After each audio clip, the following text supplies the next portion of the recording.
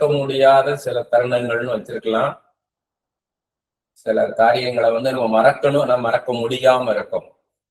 அதனாலதான் நான் சில தருணங்கள்னு வச்சேன். நான் சர்டன் மூமெண்ட்ஸ். இப்ப நிறைய பேர் வீடுகள்ல நிறைய மெடல்ஸ் வச்சிருப்பாங்க, ஷீல்டு வச்சிருப்பாங்க, மெமோட்டோஸ் வச்சிருப்பாங்க, போட்டோஸ் இருக்கும். இது எதை காமிக்கிறதுன்னு கேட்டீங்கன்னா, சில ஞாபகங்கள், சில நினைவுகள். கப்ஸ் வச்சிருப்பாங்க. ஒண்ணு ஸ்போர்ட்ஸ்ல வாங்கினதா இருக்கும், இல்லைன்னா படிப்பு சம்பந்தமா வாங்கினதா இருக்கும். ஏதோ ஒரு சாதனை செய்ததற்கான ஒரு பரிசாக இருக்கும் அது. சில காரியங்கள் பார்த்தீங்கன்னா, சில போட்டோஸ் பார்க்கும்போது நம்மளுக்கு கஷ்டமா இருக்கும். நம்மளை விட்டு பிரிந்து போன தாய் தகப்பன் அவங்களுடைய படங்கள் இருக்கும். இதை பார்க்கும்போது நமக்கு கஷ்டமா இருக்கும். சில காரியங்கள் சந்தோஷமா இருக்கும், சில ஹாப்பி மூமெண்ட்ஸ் இருக்கும், ஜாய் மூமெண்ட்ஸ். சில காரியங்கள்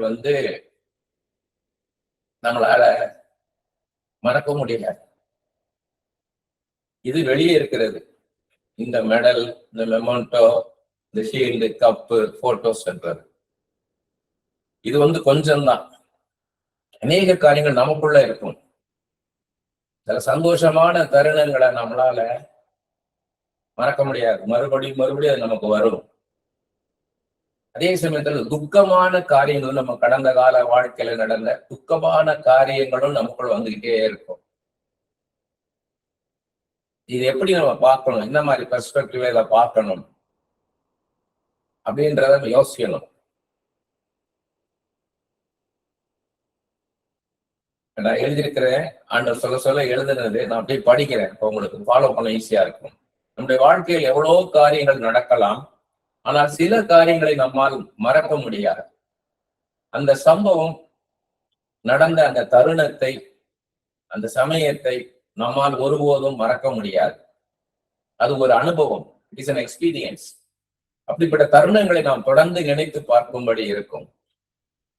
அது சந்தோஷமான தருணங்களும் இருக்கும், துக்கமான தருணங்களும் இருக்கும். அது சம்பந்தப்பட்ட சில மனிதர்களும் இருப்பார்கள். சிலர் சந்தோஷமான தருணங்களை சம்பந்தப்பட்டவங்களா இருப்பாங்க, சிலர் துக்கமான தருணங்களை சம்பந்தப்பட்டவங்களா இருப்பாங்க. இதுல பாத்தீங்கன்னா, பல வருஷங்களுக்கு முன்பாக ஒரு ஆக்சிடென்ட் நடந்தது. எங்க ஊர்ல பஸ் ஸ்டாப் போகணும், ரோடு ஜாயின் ஆகும் மெயின் ரோட்ல. எங்க வீடு அந்த ரோட்ல இருக்குது. அந்த ரோடு மெயின் ரோடுல ஜாயின் ஆகும். நான் நின்றுட்டேன். கிராஸ் பண்ணி போயிட்டு நான் பஸ்ஸுக்கு நிக்கணும். அதில் ஏறி நான் டவுனுக்கு போகணும். இந்த பக்கம் பார்த்துட்டு இந்த பக்கம் தான் பஸ் வரணும். பார்த்துட்டேன், இந்த பக்கம் திரும்புற பஸ் வருது. நான் இந்த பக்கத்தை வந்தாலும் அந்த பக்கம் திரும்பக்கூடிய அந்த வழியா போற பஸ் வருது. சரி, அப்படி போகுதுன்னு சொல்லிட்டு நான் இந்த பக்கம் நின்றுட்டு நான் அப்படி திரும்பி பாக்குறேன். இந்த பக்கம் பஸ் வரலைன்னா நம்ம போகலான்ட்டு. ஆனா அந்த பஸ் புது டிரைவரா, அவர் என்ன பண்ணா, அப்படி திருப்பணும் தெரியாம நேரா என் பெடையில அடிச்சிருச்சு. மண்டையிலேயே அந்த மண்டை முதுகோட சேர்த்து அடிச்சிருச்சு.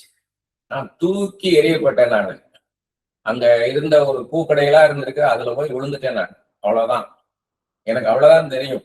அது எப்படி அந்த அனுபவம் இருந்துச்சுன்னு கேட்டீங்கன்னா, இந்த மண்வெட்டி இருக்குல்ல, அந்த பெரிய மண்வெட்டி இருக்கும். பெரிய மண்வெட்டியை வச்சு ஒருத்தர் தலையில அடிச்சா நங்குன்னு எப்படி ஒரு அந்த மாதிரி இருந்தது எனக்கு. திரும்பி நான் முடிச்சு பார்க்கும்போது நான் ரோட்ல கிடக்கிறேன், மல்லாக்க இருக்கிறேன். என் மேல தண்ணி தெளிக்கிறாங்க, சோடாவை ஏதோ தெளிச்சு. அந்த ஜனங்கள்லாம் சுத்தி நிக்கிறாங்க.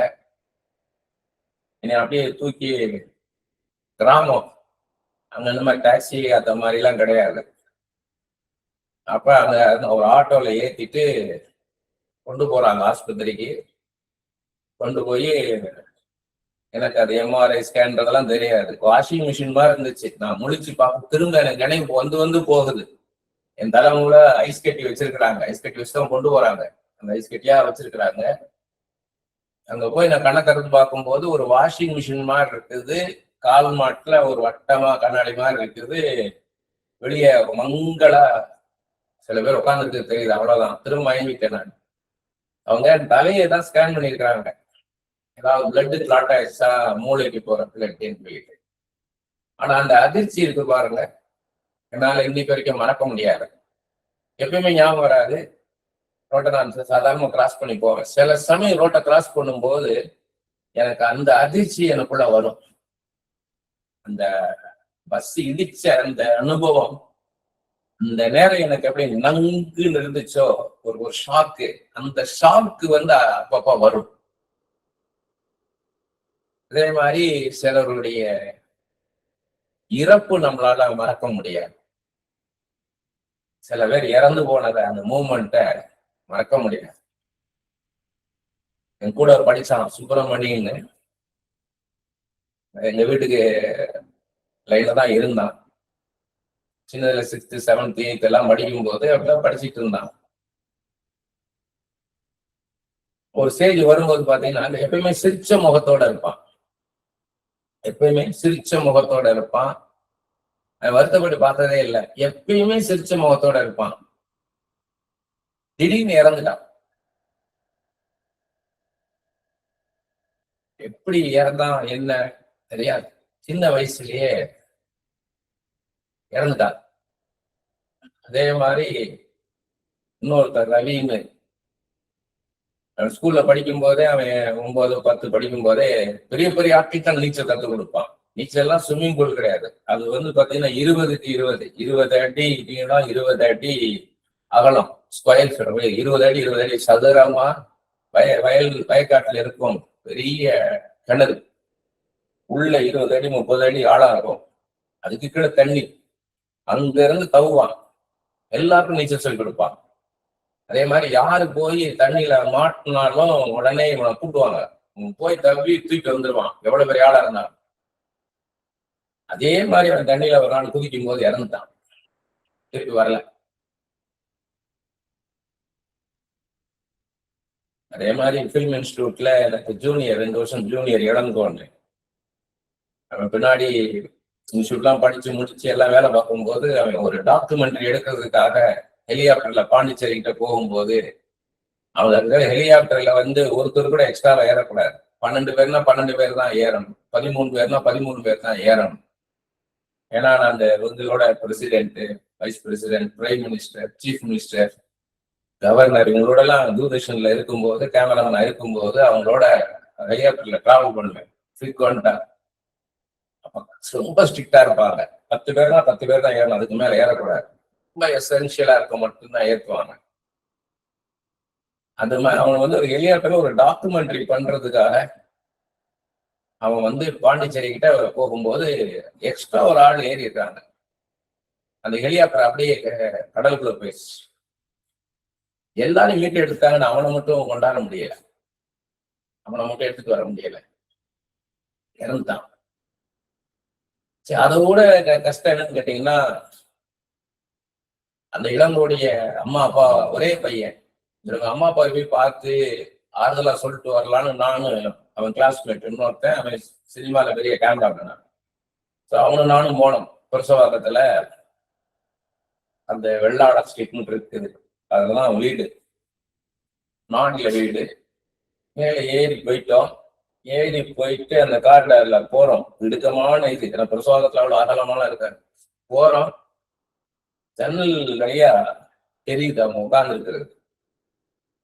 அப்பா ஒரு ஈஸ்ட் சேர்ல போய் உட்கார்ந்துருக்காரு, அவங்க அம்மா தரையில உட்கார்ந்துருக்காங்க. ஒரு மத்தியானம் 2 மணி 3 மணி, நல்லா வயசானவங்க தூங்குற நேரம். ஆனா அவங்க தூங்கல.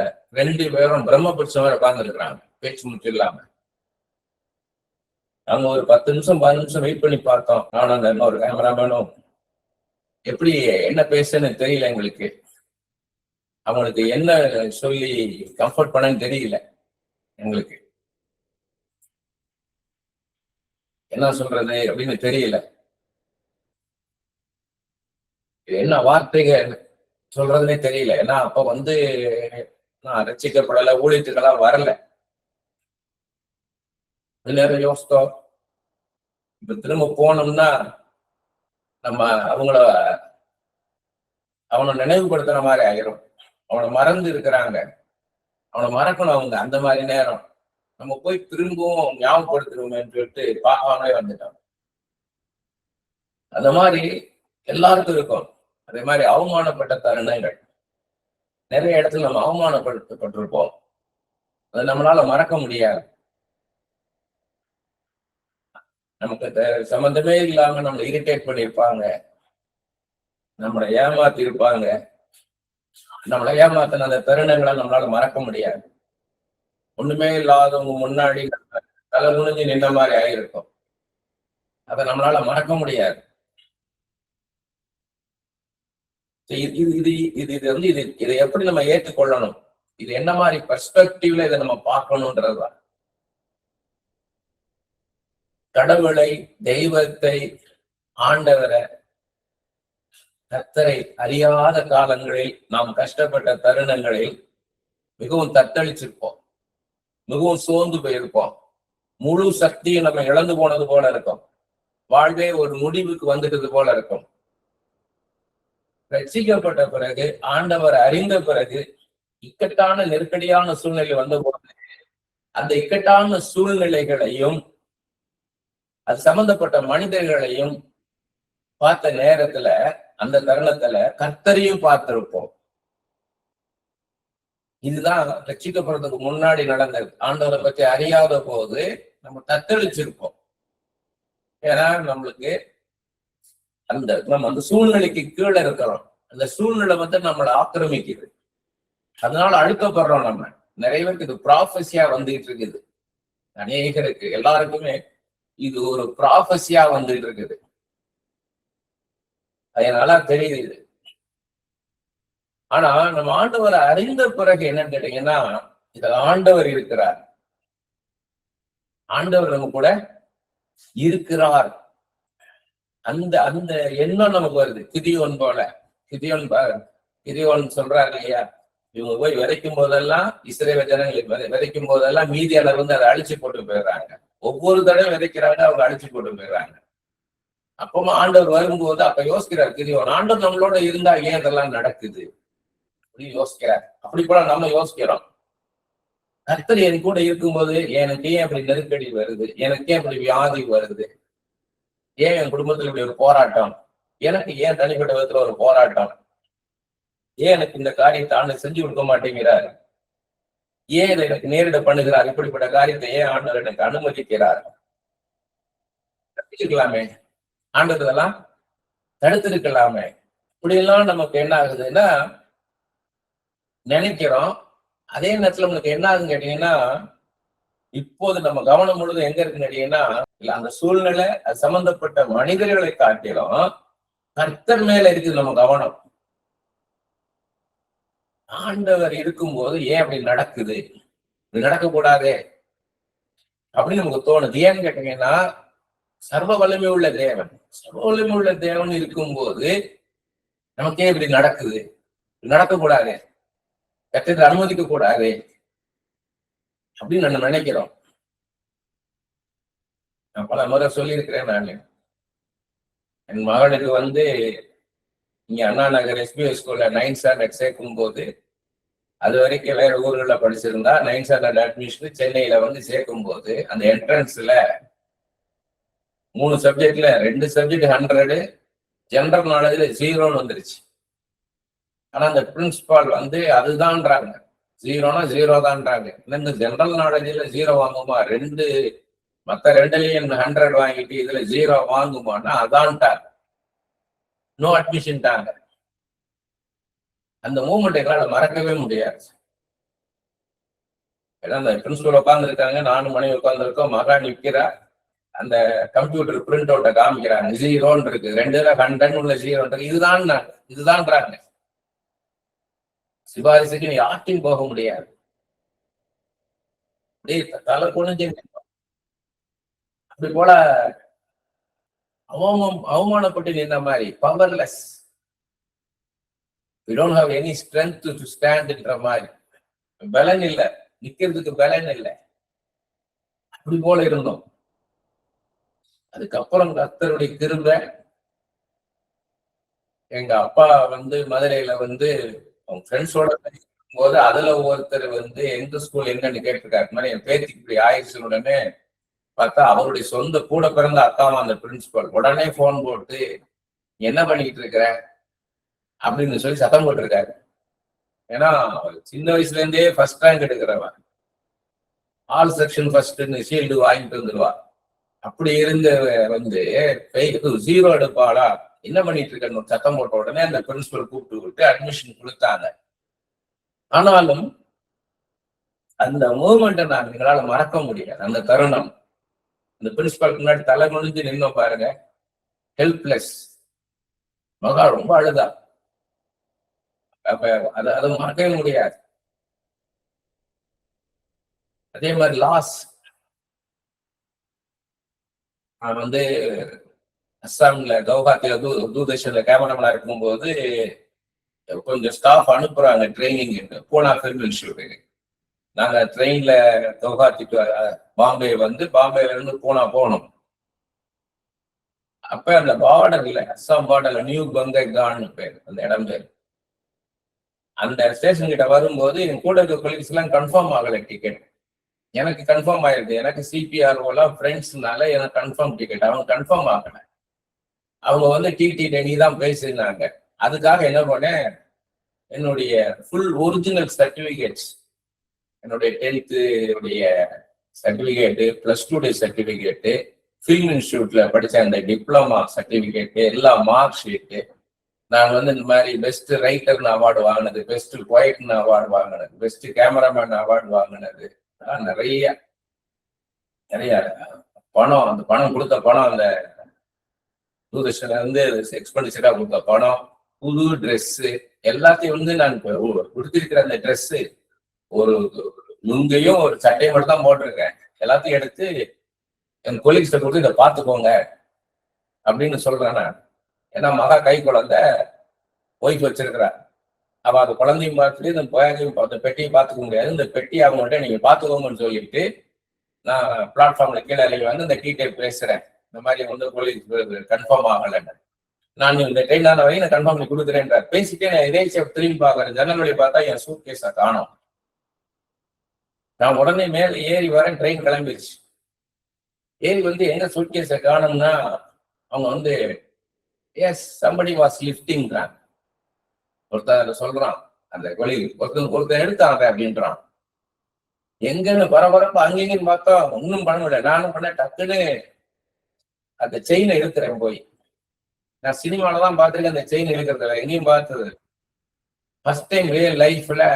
வேற யாரும் நான் இழுத்துன்னு நான் பார்த்தது இல்லை. அதான் ஃபர்ஸ்ட் டைம் நான் போய் அந்த செயினை போய் இழுக்கிறேன். நான் இழுத்தா செயின் கையோட வந்துருச்சு. பார்த்தா அந்த ஒவ்வொரு கம்பார்ட்மெண்ட்டுக்கு நடுவுல இருக்குமா அந்த ஜாயிண்ட், அதை கட் பண்ணிருக்கிறாங்க. அதை கட் பண்ணி ப்ரீப்ளாண்டா அடிச்சிருக்கிறாங்க. ரொம்ப அழுத. ஆனா அந்த நேரத்தை என்ன தோணுச்சுன்னு கேட்டீங்கன்னா, அப்ப வந்து ஆண்டவருக்கு தான் தெரியாது, என்ன எல்லாம் போச்சு எல்லாம் போயிடுச்சேன்னு சொல்லி கஷ்டமா இருக்குது. சோ நம்ம ஏதாவது ஒண்ணு நமக்கு தெரியாம ஒருத்தர் நம்ம திருடும் போது நம்மளால அதை தாங்க முடியாது.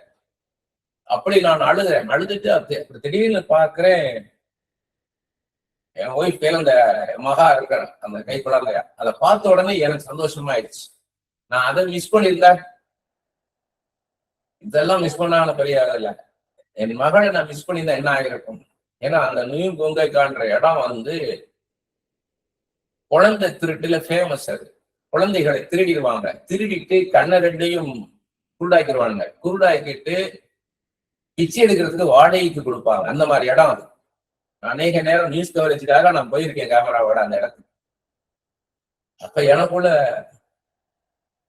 மகா கிடைச்சிட்டாலே மகளை என்ன ஆயிருக்கும் தொலைச்சிருந்தேன் நான். அப்படி நினைச்சு நான் போயிட்டேன். நான் அங்க போனா ஃபிலிம் இன்ஸ்டியூட் போனேன்னா அந்த வெறும் இந்த லுங்கியும் இந்த சட்டையோடும் போய் நின்றேன் நான் உள்ளுக்குள்ள. என்னால மறக்கவே முடியாது அந்த காரியத்தை. உங்களுக்கு நிறைய இருக்கும். ஏன் நம்முடைய கவனம் முழுவதும் கர்த்தர் மேலே உள்ளது என்றால், ஏன் நம்ம ஆண்டவரை பார்க்கிறோம். ரட்சிக்கப்பட்ட பிறகு நமக்கு எந்த சூழ்நிலை இருந்தாலும் ஆண்டவரை பார்க்கிறோம். அது நல்ல சந்தோஷமான தருணமா இருந்ததுன்னா அப்பயும் ஆண்டவரை பார்க்கிறோம். துக்கமா இருக்கும்போது ஆண்டவரை பார்க்கிறோம்.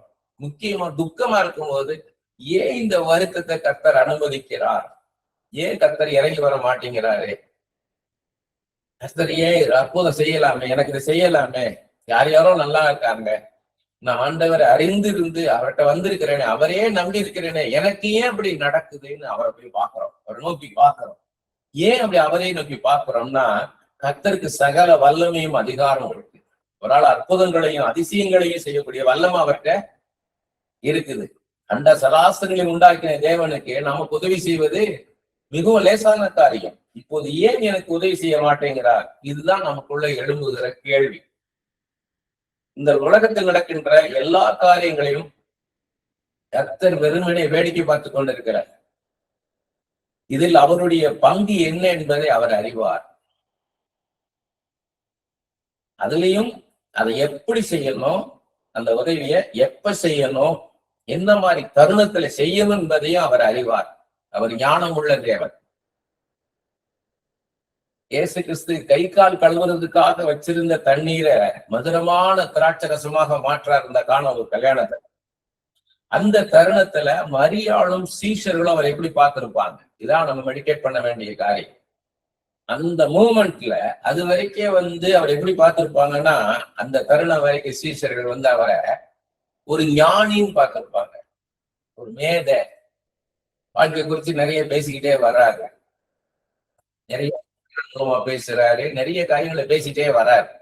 அப்ப அதெல்லாம் பார்க்கும்போது அவர் ஒரு மேத ஞானி, ஒரு அனுபவஸ்தர் அப்படிதான் பார்த்திருப்பாங்க. ஆனா இந்த அற்புதத்தை பார்த்த பிறகு அவங்க எப்படி பார்த்திருப்பாங்க? அவரை மாம்சத்தில் வந்த தெய்வம் பார்த்திருப்பாங்க. அதுதான் பேதுருக்கு நடந்தது. பேதுருக்கு மீனே கிடைக்கல ராத்திரி முழுக்க. அவர் அது எக்ஸ்பர்ட் மீன் பிடிக்கிறது இல்ல, அவருக்கு அது கிடைக்கல, மீன் கிடைக்கல ராத்திரி முழுக்க. காலையில இயேசுக்கு சில சொல்றாரு, வா வளைய போடுன்றாரு. வராது. ராத்திரி தான் மீன் எல்லாம் மேல வரும், மீன் பிடிப்பாங்க. இவர் பகல்ல வா அப்படின்னு கூப்பிட்டு போறாரு. அங்க போய் ஒரு பெரிய அற்புதத்தை பார்க்கிறாரு. மீனா கிடைச்ச உடனே அப்ப ஆண்டவர் எப்படி பார்த்திருப்பார் இயேசுவர்? பல முறை நம்ம பேசியிருக்கிறோம். வேதத்தை காட்சியாக பார்ப்பது எப்படின்ற ஒரு சீரீஸ்ல இந்த விஷயத்தை ரொம்ப எலாபரேட்டா விரிவாக நம்ம பார்த்திருக்கிறோம். எப்படி போகும்போது பேதுரு எப்படி பார்த்திருப்பார் இயேசு கிறிஸ்துட்ட, எப்படி அந்த கான்வர்சேஷன் இருந்திருக்கும். அந்த அற்புதத்தை பார்த்த பிறகு திருப்பி வரும்போது பேதுரு எப்படி இயேசுவை பார்த்திருப்பார், இயேசுவோட எப்படி பேசியிருப்பாரு, அதுக்கப்புறம் எப்படி பார்த்திருப்பாரு. அப்படிதான் நம்ம வாழ்க்கையில அந்த மூமெண்ட்ல ஆண்டவர் நமக்கு செய்கிற காரியத்தை பார்த்த பிறகு ஆண்டவரை பார்க்கிற விதமே வேற. அவர் மத்தேயுக்கு தம்மை வெளிப்படுத்தின விதம் வேற, அவரு பவுலுக்கு தம்மை வெளிப்படுத்தின விதம் வேற, தோமாவுக்கு அவர் தம்மை வெளிப்படுத்தின விதம் வேற, ஏசாயாவுக்கும் எரேமியாவுக்கும் எசேக்கியேலுக்கும் மோசேக்கும் சாமுவேலுக்கும் தெபோராளுக்கும் அவர் தம்மை வெளிப்படுத்தின விதமே வேற. அப்படி போல ஒவ்வொருத்தருக்கும் வெளிப்படுத்துறாரு. நம்ம எப்படி பாக்குறோம் அவரை? அப்புறம் எப்படி பார்த்திருப்பாங்க யோசித்து பாருங்க. சீஷர்கள் அந்த காணாமல் கல்யாணத்துக்கு முதல் அற்புதம் நடக்குது. அடுத்து ஒரு 100க்கு அதிபதி வேலைக்காரனை சுகமாக்குறாரு, போகாமலே. மதிச்சு போனாலும் போயிருப்பான்றாரு, நீ போ, அவன் படைச்சிருப்பான்றாரு. அப்பதான் சொல்றாரு, இஸ்ரவேலர்களும் இப்படிப்பட்ட விசுவாசம் நான் பார்க்கலைன்றாரு. அவன் போட்டான், சொன்ன அந்த மணி நேரத்தில் அவன் படைச்சிட்டான். இதெல்லாம் பார்க்கும்போது எப்படி இருந்திருக்கும்? தண்ணீரை திராட்சசமாக்கிட்டாரு, இங்க மறைத்தவன் உயிரோடு எழுப்புறாரு, அந்த பெரும்பாடு ஸ்திரிக்கு சுகம் கிடைக்குது, 18 வருஷம் கூலிக்கு சுகம் கிடைக்குது, 38 வருஷம் வியாதிகளை சுகப்படுத்துறாரு, செவிடனுக்கு காது வைக்கிறது, ஊமை பேசுறான், குஷ்டரோகம் சுகமாகுது, சகையில டோட்டல் ஆளே மாறுறான். இதெல்லாம் பார்க்கும்போது எப்படி இருந்திருக்கும் அந்த சீஷர்களுக்கு? அதை நம்ம யோசித்து பார்க்கணும். வாழ்க்கை அப்படிதான். வாழ்க்கையிலும் அவர் அப்படிப்பட்ட காரியங்களை செய்யறாரு. அடுத்து என்ன செய்ய போறாரு அப்படின்ற ஒரு எதிர்பார்ப்பு இருந்திருக்கும். இப்ப நம்ம எப்படி பார்க்கணும் அந்த சீஷர்களை? நம்ம சீஷர்கள் பொசிஷன்ல இருந்து யோசித்து பார்க்கணும். நம்ம அவங்களோட இருந்து அற்புதத்தெல்லாம் பார்த்தீங்கன்னா எப்படி யோசித்து பாருங்க. தோமாவுக்கு பதில் நீங்க இருக்கிற மாதிரி நினைச்சுக்கோங்க, இல்ல மத்தேயுக்கு பதில் நீங்க இருக்கிறீங்க. 12 டிசைபிள்ஸ்ல நீங்க ஒரு ஆள், 12 சீஷர்கள்ல நீங்க ஒருத்தர், 11 பேர் அவங்க நீங்க 12வதா இருக்கீங்கன்னு வச்சுக்கோங்க. அல்ல 5, 6 ஏதோ ஒண்ணு. 12க்குள்ள ஒண்ணு நீங்க. அவர் ஆத்மனை எப்படி தண்ணியில திராட்சரசம் மாத்தணும்னு எப்படி பார்த்திருப்பீங்க? அவரை எப்படி பார்த்திருப்பீங்க? நாயினொரு விதவின் மகனை உயிரோடு எழுப்புறார். பாடையில இருந்து எழுப்பி வரான். லாசரு வெளியே வானோடனே மரித்து போன லாசரு வெளியே வரான். லலிதாவினோடனே மரித்து போன எவரிவின் மகள் உயிரோட எழும்புறான். அதை பார்க்கும்போது உங்களுக்கு எப்படி இருந்திருக்கும்? அந்த ஸ்பாட்ல இருந்த மாதிரி நம்ம யோசித்து பார்க்கணும். அந்த தருணம் பேதுருவின் மாமி ஜுரமா இருக்கான்னு உடனே இவர் போய் கையை பிடிச்சுக்கிறாரு, சுகமாயிடுச்சு. அப்ப அவங்க சமைச்சு கொடுக்குறாங்க, சாப்பிடுறாங்க. அப்ப இந்த சீசன்ல எப்படி இருந்திருக்கும் யோசித்து பாருங்க. அவருடைய ட்ரெஸ் தொட்ட உடனே அந்த பெருமாளுக்கு சுகம் உண்டாகுது. சித்தம் உண்டு சுத்தம் மாத்துன்னு சும்மா சொல்றாரு. அவன் குஷ்டரோகி சுகமாயிட்டான். அந்த காலகட்டத்தில் குஷ்டரோகம் எல்லாம் சுகமாக்க முடியாது. சாத்ராக் மேஷாக் ஆபேத்நேகோ யோசித்து பாருங்க. அவங்களுக்கு உள்ள தூக்கி போட்டாச்சு, அவ்வளவுதான் முடிஞ்சு போச்சுன்னு நினைக்கும் போது ஃபர்ஸ்ட் யாரு பாக்குறா? நேபுகாத் நேச்சார் ஆண்டவரை பாக்குறான். அவங்க 3 பேர் உயிரோட இருக்காங்கன்றான். ஏன்னா யாராலையும் பார்க்க முடியாது. அவ்வளவு அகோரமான தீ, 7 மடங்கு அக்கினி சூழல். அவங்க எரிஞ்சு சாம்பலாயிருக்குன்னு நினைச்சா நேபுகாத் நேச்சார் சொல்றான் உயிரோட இருக்கிறாங்க. எப்படி இருக்கு யோசித்து பாருங்க. உயிரோட இருக்காங்கன்னு போது எப்படி இருந்திருக்கும்? நேபுகாத் நேச்சார் சொல்றான் உயிரோட இருக்காங்க. ஆனா 4 பேர் இருக்காங்க. போட்டது 3 பேர். ஆனா 4வது ஆள் ஆண்டவர் மாதிரி இருக்கின்றான். ஆண்டவர் மாதிரி இருக்கின்றான். மனுஷ சாயல்ல பாக்குறேன்றான். அப்ப அந்த மூமெண்ட் நேபுகாத் நேச்சாருக்கு எப்படி இருந்திருக்கு யோசித்து பாருங்க. நேபுகாத் நேச்சார் யோசித்து பாருங்க. அந்த மூமெண்ட்ல அவன் எப்படி இருந்திருப்பான்? அந்த தருணம், மூமெண்ட். அதே மாதிரி யோசேப்பு மரிச்சு போயிட்டாரு, அவ்வளவுதான் இருக்கிறார் யாக்கோபு. தானியத்தெல்லாம் இறக்க எல்லாம் ஓடி வரான். எல்லாம் வண்டியா வந்து நிக்குது. ஆனா எல்லா பேரும் ஓடி வரான். ஓடி வந்து யாக்கோபு சுத்தி வந்து நிக்கிறான். நின்னு சொல்றாங்க யோசிப்பு உயிரோட இருக்கிறான். எப்படி யோசித்து பாருங்க அந்த யாக்கோபுக்கு அந்த மூமெண்ட் யோசித்து பாருங்க. யோசிப்பு உயிரோட இருக்கானா? யோசிப்பார் செத்து போயிட்டான்னு சொல்லி ஒரு ஆட்டு ரத்தத்தை அவன் அங்கியில பலவர்ண அங்கியில போட்டு கொடுத்து இவங்கதான் சொன்னானுங்க அவன் செத்து போயிட்டான்னாங்க. இப்ப யாக்கோபு இடத்துல இருந்து அதை யோசித்து பாருங்க. அவன் அவ்வளவுதான் இருக்கிறான். உயிரோடு இருக்கிறான்னு அது பைபிள் எப்படி இருக்கான்? மூச்சே அடைஞ்சான் இருக்கு. மூச்சே விட முடியல. மூச்சு நின்று போச்சா யாக்கோபுக்கு கொஞ்ச நேரத்துக்கு. பிரெத்லெஸ் ஆயிட்டான். மூச்சு விட முடியல. அந்த மூமெண்ட் யோசித்து பாருங்க. அதே மாதிரி அண்ணாள் நல்லா ஜெபிக்கிறவா, நல்லா ஆண்டவர் மேல அன்புள்ளவா. ஆண்டவர்கிட்ட யார் அன்பு செலுத்துறாங்களோ அவங்கதான் நல்ல உறவுல இருப்பாங்க. அவங்கதான் நல்லா ஜெபிப்பாங்க. கண்ணீர் விட்டு ஜெபிக்கிறவா, உபவாசம் பண்ணி ஜெபிக்கிறவா, பொருத்தனை பண்ணி ஜெபிக்கிறவா. அவ அந்த குழந்தைய சாமுவேல பார்த்த மூமெண்ட்டை யோசித்து பாருங்க. எப்படி யோசித்து பாருங்க. அந்த சாமுவேல் குழந்தைய கையில கொடுத்த உடனே பெத்த தாய் கையில கொடுக்குறாங்க. இதான் உன் குழந்தை சாமுவேல். பார்க்கும்போது எத்தனை நாட்கள், எத்தனை மாதங்கள், எத்தனை வருடங்கள் கண்ணீர் விட்டு கடந்தேன் இந்த பிள்ளைக்காக தானே. யோசித்து பாருங்க. ஆபிரகாம் சாராள் வந்து ஈசாக்க கையில எடுத்தும் போது எப்படி இருந்திருக்கும்? ஆபிரகாமுக்கு 100 வயசு, சாராளுக்கு 90 வயசு. ஈசாக்க கையில பார்க்கும்போது எப்படி இருந்திருக்கும்?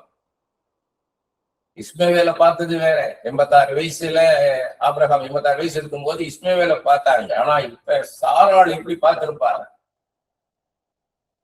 சாராள் என் கற்பத்துல இந்த 90 வயசுல அந்த ஈசாக்க பார்க்கும்போது எப்படி இருந்திருக்கும்? அதாவது யோசேப்பு தான் ரொம்ப அற்புதமானது. யோசேப்பு வந்து தனக்கு பிறந்த குழந்தைய பார்த்த உடனே மனாசேன்றார். மனாசே ஒய்ஃப் கேட்டிருப்பாங்க, மனாசேவா யாரு இருப்பாங்க? இல்ல இந்த பிள்ளை பேரு மனாசே. மனாசேனா நம்ம என்ன என்ன என்ன அர்த்தத்துல வைக்கிறீங்க? ஏன் மனாசேன்னு வைக்கிறீங்க? இல்ல என் துக்கத்தை எல்லாம் மறக்கும்படி செஞ்சிருச்சு இந்த பிள்ளை முகம். இந்த பிள்ளைய பார்த்த மாத்திரத்துல என் துக்கத்தை எல்லாம் மறந்துட்டேன். என் தகப்பன் வீட்டுல நடந்த எனக்கு நிந்தை, எல்லாத்தையும் நான் மறக்கும்படி ஆயிடுச்சு. இந்த பிள்ளை பார்த்தோன்னே அந்த தருணத்துல எல்லாத்தையும் மறந்துட்டான். மனசே தேவர் அடுத்து எப்ராயிமை கையில் எடுக்கும் போது, எப்ராயிம் அப்படின்னா என்ன அர்த்தம்? பலுகி பெருகுவேன். எந்த இடத்துல நான் அவமானப்படுத்தப்பட்டேனோ அதே இடத்துல பலுகி பெருகுவேன். இது நிறைய பேருக்கு ப்ராஃபஸி ஆள்கிட்ட சொல்ல வச்சிட்டு இருக்கிறார். யோசேப்பை பிரதான மந்திரியாக அனௌன்ஸ் பண்றான் பார்வோன். இனிமே நான் பேருக்குதான் ராஜா, சகல அதிகாரம் இனிமே யோசேப்புக்கு தான் சொல்லி தன்னுடைய முத்திர மோதிரத்தை எடுத்து யோசேப் கொடுத்தான். தன்னுடைய செகண்ட் சேரியட்டை யோசேப் கொடுத்துட்டான். இனி எதுவா இருந்தாலும் அவனை கான்டாக்ட் பண்ணுங்க, நான் ஆனரடி ராஜா, ஆனரடி கிங் தான் நான், அவன் தான் ஃபுல் பவரும். இனி அவன் என்ன சொல்றானோ அதை கேளுங்க. எப்படி இருக்கு அந்த மூமெண்ட் யோசேப் யோசித்து பாருங்க. தன் பட்ட கஷ்டத்தெல்லாம் மறக்கும்படி எங்கேயோ கொண்டு போய் தக்க நிறுத்துறார். அந்த மூமெண்ட்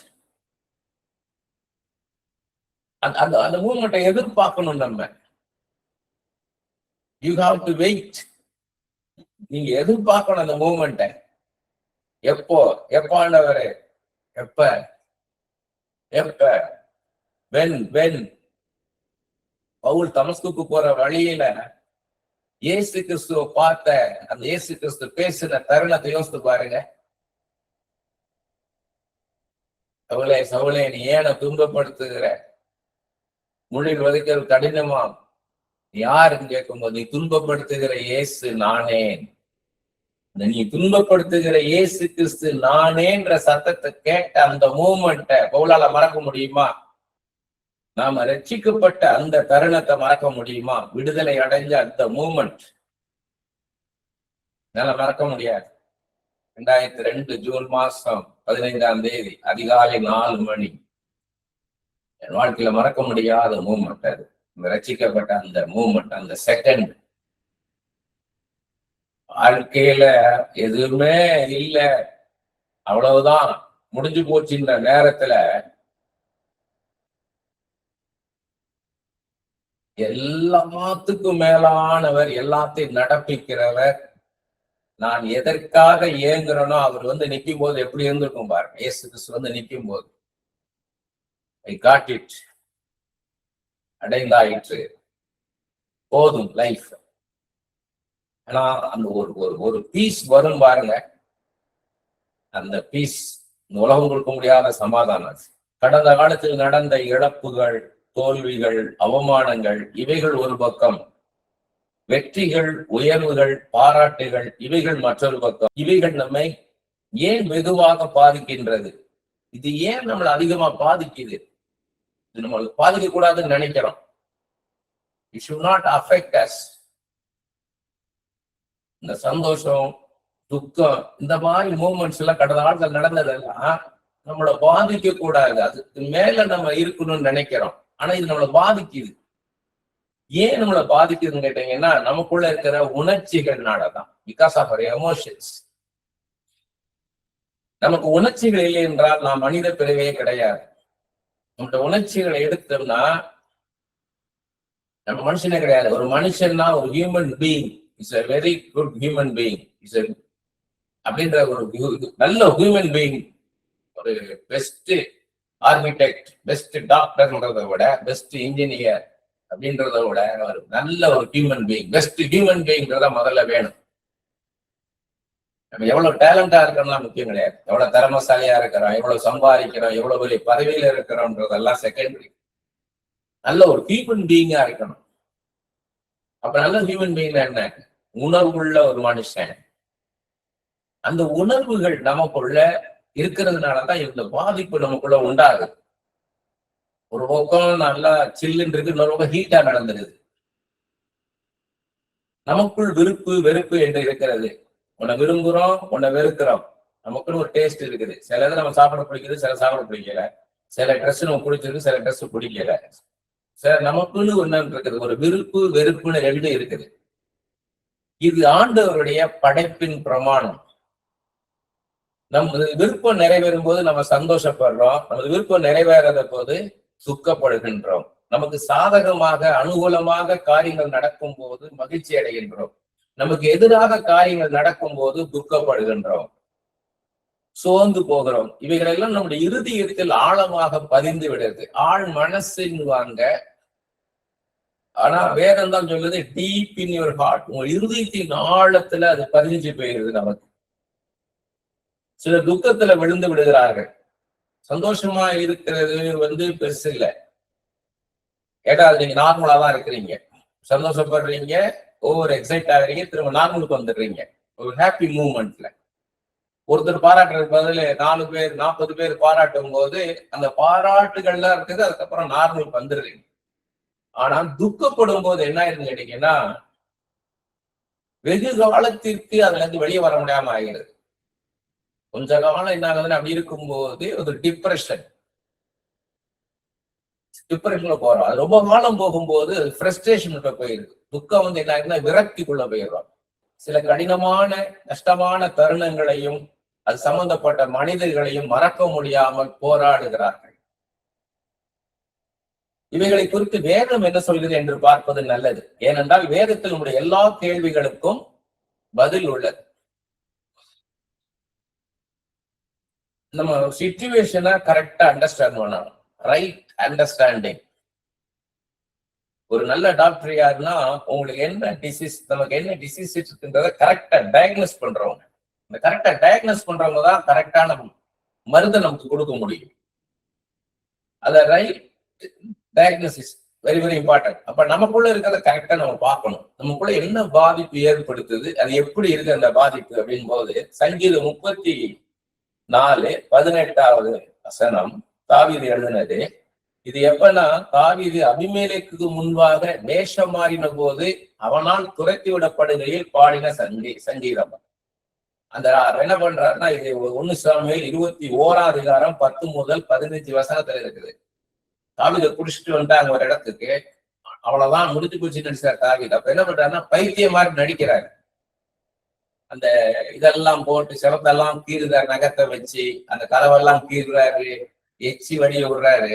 ஒரு பைத்தியக்காரன் மாதிரி பண்றாரு. உடனே அவன் ராஜா சொல்றான், பைத்தியக்காரன் எனக்கு குறைச்சல், உன்னை விரட்டி விடுறாரு. அப்படி நடிச்சு என்ன பண்றாரு, அங்கிருந்து தப்பிக்கிறார். அந்த நேரத்துல அவர் பாடின சங்கீதம் நொறுங்குண்ட இறுதி 18 வசனம். சங்கீதம் 34:18 வசனம். நொறுங்குண்ட இருதயம் உள்ளவர்களுக்கு கர்த்தர் சமீபமாய் இருந்து நறுங்குண்ட ஆவியுள்ளவர்களை ரட்சிக்கிறார். நொறுங்குண்ட இருதயம், நொறுங்கி போச்சு அந்த இருதயம். நொறுங்கி போன ஒரு பாத்திரம், ஒரு கண்ணாடி பாத்திரம் நொறுங்கி போன அப்படி இருக்கும்.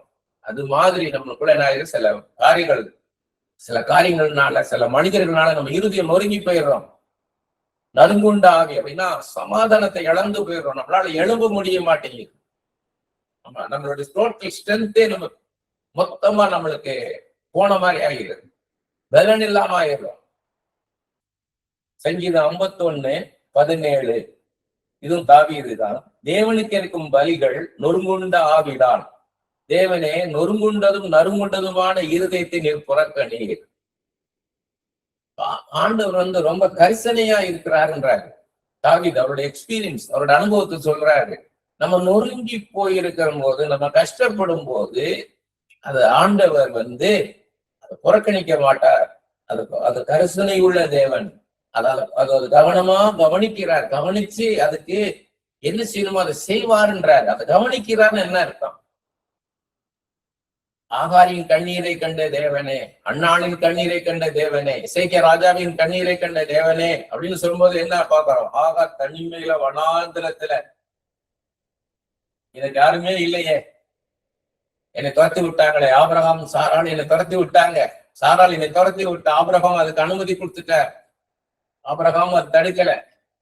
நீ நான் தனிச்சு நிக்கிறேன் இந்த பிள்ளைய வச்சுக்கிட்டு, இஸ்மேல வச்சுக்கிட்டேன்னு சொல்லும் போது அந்த வனாந்தரத்துல கண்ணீர் வடிக்கும் போது அதை ஆண்டவர் பார்க்கிறார். அண்ணாள் அதே மாதிரி எல்லாரும் ஆசரிப்பு கூடாரத்துல போய் பண்டிகை கொண்டாடிக்கிட்டு இருக்கும் போது தேவ சன்னிதானத்துல அண்ணாள் மாத்திரம் அழுகுறாங்க, கண்ணீர் வடிக்கிறாங்க. அங்க சுத்தி இருக்க எல்லாரும் சந்தோஷமா இருக்காங்க. ஆனா அண்ணாள் மாத்திரம் கண்ணீர். அந்த கண்ணீர் ஆண்டவர் பார்த்தாரு. அதே மாதிரி எசேக்கியா ராஜா ஏசாயா தீர்க்கதரிசி மூலம் ஆண்டவர் சொல்றாரு, ஒரு 3 நாள்ல உன்னை ஆண்டவர் எடுத்துக்கொள்ள போறாரும் போது எசேக்கியா ராஜா அழுகிறார். நான் எவ்வளவு உத்தமமா இருந்தேன், எவ்வளவு உண்மையா இருந்தேன் சிறு பிராயத்துல இருந்து, எல்லாத்தையும் நீர் அறிவீர்ன்ற.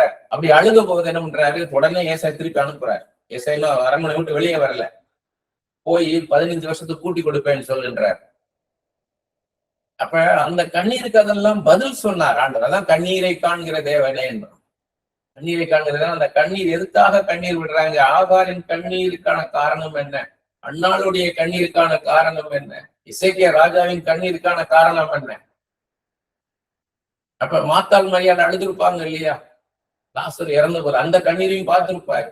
நாயினர் விதவை ஒரே மகனை இழந்த போது அந்த கண்ணீர், நாயினர் விதவின் கண்ணீரையும் பார்த்திருப்பாரு, எவரிவின் கண்ணீரை பார்த்திருப்பார். அதுக்கெல்லாம் பதில் செஞ்சிருக்கிறார். இது நமக்கு ப்ராபசி. நம்ம கண்ணீரை காண்கிற தேவன். அந்த தருணம், நம்ம கண்ணீர் விட்ட தருணம் இப்ப இல்ல, பாஸ்ட்ல. ஏன்னா நம்ம பிரசங்கி 3ஆம் அதிகாரத்துல பாக்குறோம், எல்லாத்துக்கும் ஒரு காலம் உண்டுன்னு பாக்குறோம். பிரசங்கி 3ஆம் அதிகாரம் 4வது வசனத்துல அழ ஒரு காலம் உண்டு, நகைக்க ஒரு காலம் உண்டு. அப்ப அழுகிற காலம், அந்த அழுத காலத்தை நம்மளால மறக்க முடியாது.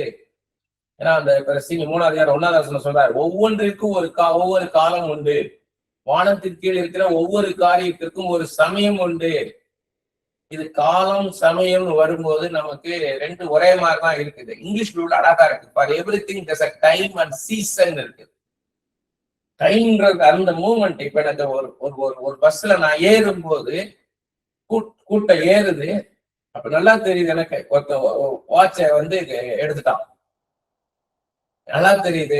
அந்த வாட்ச் எடுத்தது நான் ஒண்ணும் பண்ண முடியாது. அந்த கூட்டத்துல நானே திருப்பி இறங்கவும் முடியாது. எல்லாம் மொத்தமா புஷ் பண்ணி ஏறும்போது நான் இறங்க முடியாது, அதை மறக்க முடியாது.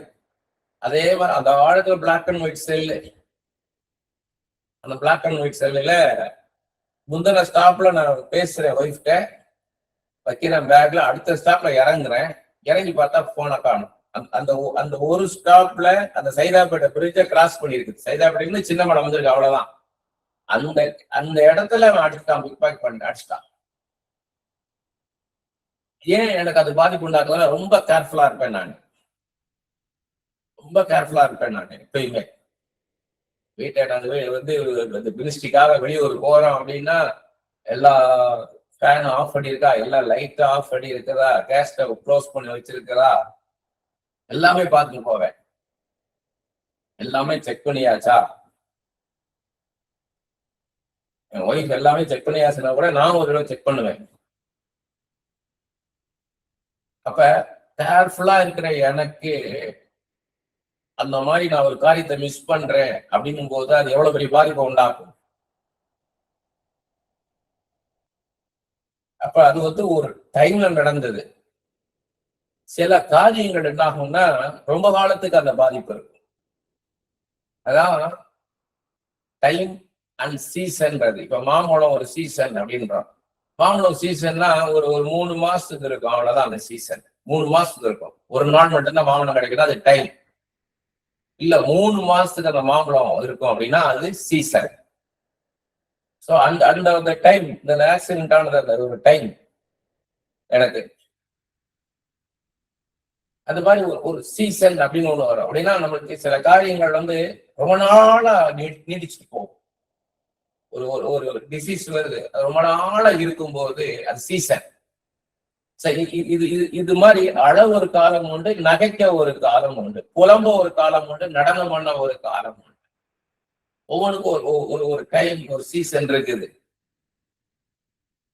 இந்த பிரசங்கி 3ஆம் அதிகாரத்திலே 11வது வசனம், அவர் சகலத்தையும் அதனதன் காலத்திலே நேர்த்தியாய் செய்திருக்கிறார், உலகத்தையும் அவர்கள் உள்ளத்திலே வைத்திருக்கிறார். ஆதலால் தேவன் ஆதி முதல் அந்த மட்டும் செய்து வரைக்கிறையே மனுஷன் கண்டுபிடியான். சாலமன் சொல்றாரு, இதை எப்படி நீ கண்டுபிடிக்க முடியலன்றாரு. கர்த்தர் என்ன செய்யறாருன்னே தெரியல. ஒரு நேரம் நம்ம டாப்ல வைக்கிறாரு, ஒரு நேரம் நம்ம லோல வச்சிடறாரு, சந்தோஷமா வைக்கிறாரு, துக்கப்படம் வைக்கிறாரு. இதை எப்படி கண்டுபிடிக்கன்னு தெரியல. ஆனா ஒண்ணு நிச்சயம், உலகம் நமக்குள்ள வெளியே இல்லைன்ற. வெளியே எப்படி இருக்கு? வெளியே டெசர்ட் இருக்குதா? வெளியே உங்களுக்கு மழை நல்லா பெய்து, நல்லா ஒரு நல்ல குளிர்ச்சியான சூழ்நிலையா இருக்கலாம். ஆனா உங்க வாழ்க்கையில ஒரு துக்கமான காரியம் நடந்துருச்சுன்னா உங்களுக்குள்ள அது டெசர்ட் தான். நமக்குள்ளதான் இருக்கு வாழ்க்கை, வெளியே இல்ல வாழ்க்கை. உலகம் வெளியே கிடையாது, வாழ்க்கை வெளியே உள்ள நம்ம எப்படி இருக்கிறோம். அதனாலதான் 3 யோவான் 2ல பார்க்கிறோம், பிரியமானவனே உன் ஆத்மா வாழ்கிறது போல நீ எல்லாவற்றிலும் வாழ்ந்து சுகித்திருப்பாய். பிலாசபி சொல்லுவாங்க, பாசிட்டிவா பாருங்க, எல்லாத்தையும் பாசிட்டிவா பாருங்கன்னுவாங்க. எல்லாத்தையும் பாசிட்டிவாவே நினைங்க, பாசிட்டிவாக பேசுங்க. Have a big dream, have a big vision, speak big things. பெரிதானவர்களை பேசுங்க, பெரிதான கனவுகளை காணுங்க, பெரிதான தரிசனங்களை பாருங்க. ரியாலிட்டி என்ன? நல்லா பைபிள் கிரேட் புக், ஆண்டவருடைய வெளியேறப்பட்ட பொக்கிஷம் பைபிள். பைபிள் மாத்திரம்தான் ஃபேக்ட் பேசுறது, முழுக்க முழுக்க ஃபேக்ட், இல்லூஷனே கிடையாது, இமேஜினேஷனே கிடையாது. நான் அப்போஸ்தலனாகிய பவுலை பத்தி நல்லா தெரிஞ்சு கொள்ளணும்னு சொல்லிட்டு நிறைய புக்கு வாங்கி வாங்கி வாங்கி படிக்கணும்ட்டு வாங்கினேன். எல்லா புக்கும் பார்த்தீங்கன்னா அதுல it may be, I assume, என்னுடைய அபிப்பிராயத்தின்படி பவுல் இப்படிதான் இருந்திருப்பாரு, என்னுடைய கற்பனையின்படி இப்படிதான் இருந்திருப்பாரு அப்படின்னு இப்படிதான் இருந்தது. எந்த புக்குமே இதுதான் அப்படின்னு இல்லவே இல்லை. அப்ப எனக்கு ரொம்ப கஷ்டமா இருந்துச்சு.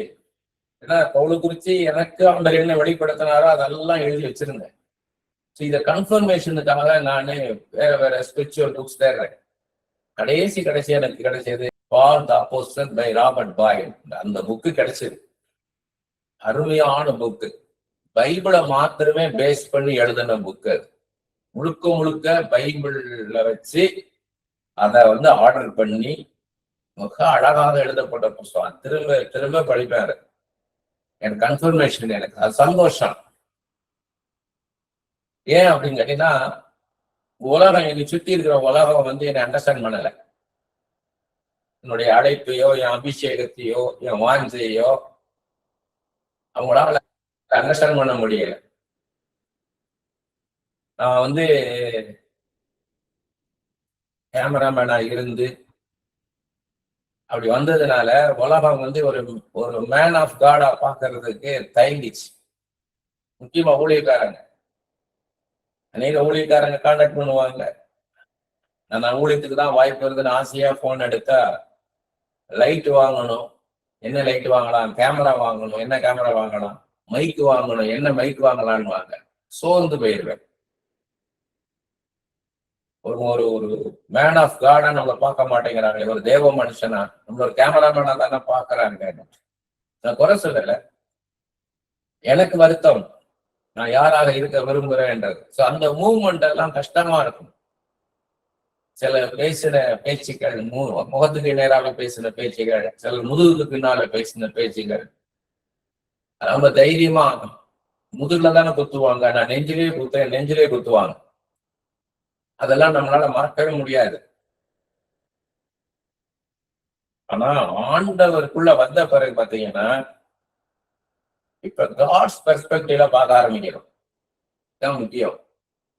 நீங்க இவ்வளவு நாள் எப்படி பார்த்திருப்பீங்கன்னா, உங்களுடைய ஓன் பெர்ஸ்பெக்டிவ்ல பார்த்திருப்பீங்க. As a human being, as an individual, நீங்க அப்படி பார்த்திருப்பீங்க. தனிப்பட்ட விதத்தை உங்க தனி மனுஷனை எப்படி பார்க்கணும் அப்படி பார்த்திருப்பீங்க. ஒரு பக்கம் சந்தோஷம், ஒரு பக்கம் துக்கம். இதை பார்த்து என்ன பண்ணிருப்பீங்க, அஃபெக்ட் ஆகி வந்திருப்பீங்க. இப்ப இதுக்கு மேல இருந்து பார்க்கணும். காட்ஸ் பெர்ஸ்பெக்டிவ்ல மேல இருந்து பார்க்கணும். நம்ம ஒரு பக்கம் இருக்கோம், நீங்க ஒரு பக்கம் இருக்கிறீங்க, துக்கம் ஒரு பக்கம் இருக்குது, சந்தோஷம் ஒரு பக்கம் இருக்குது. இப்ப நீங்க ஆண்டவர் பார்வையில பார்க்கும்போது இது டிஸ்டன்ஸ்ல போயிருது. யாரு உங்களை இன்சல்ட் பண்ணாங்களோ, யாரு உங்களை ஹியூமிலியேட் பண்ணாங்களோ, யாரு அவமானப்படுத்தினாங்களோ, they are nothing. யாருனால நீங்க பாதிக்கப்பட்டீங்களோ, they are nothing. அவங்க ஒண்ணுமே கிடையாது. ஏன்னா ஆண்டவர் பார்வையில அவங்க எறும்பு மாதிரி, தூசி மாதிரி. அவங்க வானத்துக்கு போய் நட்சத்திர கூடு கட்டினாலும் அங்கிருந்து கீழே இழுத்து போடுவேன்னு இருக்கு பைபிள்ல. நீ பாதாளத்தின் கீழே போய் கட்டில் போட்டாலும், நீ ஒன்னையே நீ கொலை செஞ்சு நீ இந்த உலகத்தை விட்டு போனாலும் அங்கிருந்து தூக்கி எடுப்பார். எங்க போனாலும் கர்த்தரை விட்டு தப்பிக்க முடியாது, தூக்கி வருவார். அதை புரிஞ்சிக்காம இருக்கிறாங்க. பரிதாபமா இருக்கு. அதுக்குதான் நான் பைபிளை படிங்கன்றது. நீங்க பைபிளை படிச்சீங்கன்னா ஆண்டவரை அறிந்து கொள்வீங்க. காட்ஸ் பெர்ஸ்பெக்டிவ்ல எல்லாத்தையும் பார்க்க ஆரம்பிப்பீங்க. அப்ப அவங்க மனுஷன் ஒண்ணுமே கிடையாது, நத்திங். எந்த மனுஷனும் ஏமாத்த முடியாதுங்க. யாரும் ஏமாத்த முடியாது. நம்ம லைஃப் நம்ம கையிலதான் இருக்கு, யாரு கையிலும் கிடையாது. அதை அவன் புரிஞ்சுக்கிடல. அவனை எங்க புரிஞ்சிருமோ புரிப்பார். அதான் சொல்றாரு, நீதி செய்யட்டும், அநீதி செய்யறவன் அநீதி செய்யட்டும். என்னன்னா போட்டோ எங்க போய் நிற்பான். I know how to touch him. எங்க டச் பண்ணா அவன் விழுவான், எங்க டச் பண்ணா அவன் விழுவான்னு அவருக்கு தெரியும். தூக்கி கொண்டாந்து போடுவார். அவரால் முடியாதது ஒண்ணுமே கிடையாது. உலகத்தின் கஷ்டத்தை பெருசா பேசுறாங்க அப்படின்னா அவங்களுக்கு நம்ம ஆண்டவருக்கு சொல்லிக் கொடுக்கணும். யாரு நம்ம வணங்குகிற தெய்வம் யார், நீங்க நம்பி இருக்கிற தெய்வம் யார், அவருக்கு அவங்க ஒண்ணுமே கிடையாது. சீசர்கிட்ட அதனாலதான் சொன்னாரு, எவ்வளவு நாள் தான் உங்களோட நான் இருப்பேன், எவ்வளவு நாள் தான் நீ உங்களோட இருந்துட்டு நான் பண்ணிட்டு இருப்பேன், நீங்க விசுவாசத்துக்குள்ள வரணும், நீங்க இதெல்லாம் செய்யணும்னாரு. ஏசாயா 57:15 சொல்றாரு. என்ன சொல்றாரு, என்னமா கஷ்டப்படுற ஜனங்கள் எனக்கு முக்கியம்ன்றாரு. நித்தியவாசியும் பரிசுத்தர் என்கிற நாமம் உள்ளவருமாகிய மகத்துவமும் உன்னதவுமானவர் சொல்லுகிறார், என்றன்றைக்கு உள்ளவர். அதான் நித்தியவாசின்றார். அவர் காலமே கிடையாது, காலகாலங்களும் வாழ்கிறவர். எவர் லாஸ்டிங் லைஃப் அவருக்கு. பரிசுத்தர் என்கிற நாமம் உள்ளவருமாகிய மகத்துவமும் உன்னதவுமானவர் சொல்லுகிறார். மகத்துவம் உள்ள தெய்வம், உன்னதமான தெய்வம். உன்னதத்திலும் பரிசுத்த ஸ்தலத்திலும் வாசம் பண்ணுகிற நான் பரலோகத்துல இருக்கிறேன்னு நினைக்கிறீங்க. ஆனா நான் பணிந்தவர்களின் ஆவியை உயிர்ப்பிக்கிறதற்கும், பணிந்து போய் இன்னொருத்தரால போட்டு சப்ரஸ் பண்ணப்பட்ட பணிந்து போயிருக்கிறவங்க அவங்கள உயிர்ப்பிக்கிறதுக்கும், நொறுங்கினவர்களின் இருதயத்தை உயிர்ப்பிக்கிறதுக்கும், பல நெருக்கடினால நொறுங்கி போய் சமாதானத்தை இழந்திருக்கிறவங்களுக்கும் அவங்கள உயிர்ப்பிக்கிறதுக்கும், நொறுங்குண்டு பணிந்து அவங்களுக்கு வாசம் பண்ணுகிறேன். ரெண்டும் உள்ளவங்க. எல்லா கஷ்டத்தையும், கஷ்டத்தின் மேல கஷ்டம் யோபுக்கு வந்தது பாருங்க, கஷ்டத்தின் மேல கஷ்டம். இப்படிப்பட்டவங்களை உயிர்ப்பிக்கிறது தான் என்னுடைய, அதுதான் நான் இருக்கிறேன்றார். என்ன வேலையே அதுதான். ஏசாயா 61 முதல் 3 வசனங்கள்ல சொல்றாரு பாருங்க, கர்த்தராகிய தேவனுடைய ஆவியானவர் என் மேல் இருக்கிறார், சிறுமைப்பட்டவர்களுக்கு சுவிசேஷத்தை அறிவிக்க கர்த்தர் என்னை அபிஷேகம் பண்ணினார். இது நமக்கு சொல்றது, அவர் மேல இருக்க அபிஷேகம் நம்ம மேல வச்சிருக்கிறார். சிறுமைப்பட்டவர்களுக்கு நல்ல செய்தியை சொல்றதுக்கு தான் நம்மள அபிஷேகம் பண்ணி இருக்கிறார். இறுதியும் நொறுங்குண்டவர்களுக்கு காயம் கட்டுதலையும், அவங்களுக்கு மருந்து மாதிரி இருக்கணும். இறுதியத்தில் நொறுங்கி போய் காயப்பட்டு இருக்கிறவங்களுக்கு சூழ்நிலைகளால, சில மனிதர்களால அவங்க காயப்பட்டு இருந்தாங்கன்னா அவங்களுக்கு மருந்து மாதிரி இருக்கணும் நம்ம பேசுற பேச்சு. சிறைப்பட்டவர்களுக்கு விடுதலையும், கணவன் மனைவி அடிமைமா வச்சிருப்பான். நிறைய இடத்துல அதான் நடக்குது. நிறைய இடத்துல கண்ணீர் விடுற சகோதரிகளை பார்க்கும்போது, ஹஸ்பண்ட் வேலைக்கு போகல, நான் தான் வேலை பார்த்து குடும்பத்தை காப்பாத்துறேன். நம்ம நினைப்போம் 2 பேரு தானே, சொந்த வீடு இருக்கும், சரி சாப்பாட்டுக்காக இந்த சிஸ்டர் வேலை பார்த்தாங்கன்னா நல்லா தானே இருக்கணும். ஆனா அடுத்தடுத்தவங்க சொல்ற காரியங்கள் சொல்லும் போது பாத்தீங்கன்னா நமக்கு ரொம்ப பரிதாபமா இருக்கும். 2 வாலிப பிள்ளைங்க இருக்காங்க, காலேஜ் படிக்கிறாங்க, அவங்க 2 பேருக்கு நான் ஃபீஸ் கட்டணும், வீட்டு வாடகை வீடு, நான் தான் வாடகை கட்டணும், அங்க காசு வாங்கி கடன் வாங்கி எப்படிலாம் நான் நடத்துறேன், அந்த கடனெல்லாம் நான் அடைக்கணும். எவ்வளவு பாரம் பாருங்க, பாரத்தின் மேல பாரம். ஆனா எதையுமே புரிந்து கொள்ளாத ஒரு புருஷன், அது எவ்வளவு பெரிய பாரம் பாருங்க. அதுக்குதான் இதை பேசுறாரு. அவர் என்ன செய்வாருன்றது, அவரால் என்ன செய்ய முடியும், இதுக்குதான் நான் இருக்கிறேன், உன்னோட இப்படிப்பட்டவங்களோட தான் நான் இருக்கிறேன்றாரு. கட்டுன்றதுக்கு கட்டவிழ்த்துல போறவும், இந்த சிச்சுவேஷன் உன்னை வெளியே கொண்டு வருவேன், இந்த கட்டை நான் உடைப்பேன்.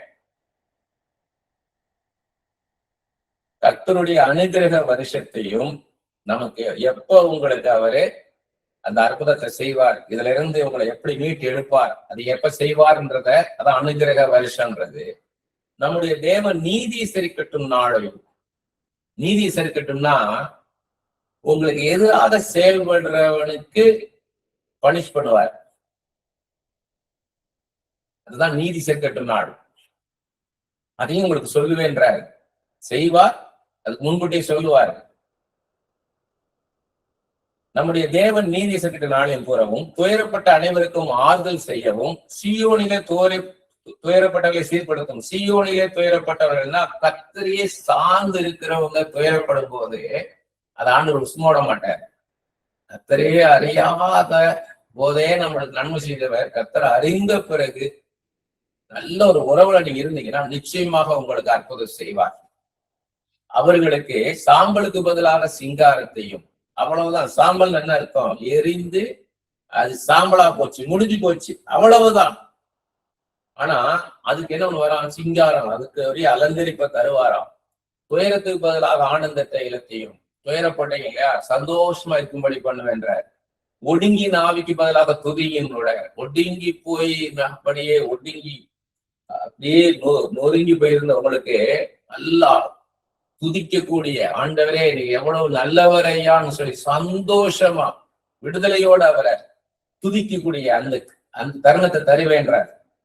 அதுக்காக என்னை அனுப்பினார். அவர்கள் கர்த்தர் தம்முடைய மகிமைக்கென்று நாட்டின நீதியின் விருட்சங்கள் எனப்படுவார்கள்.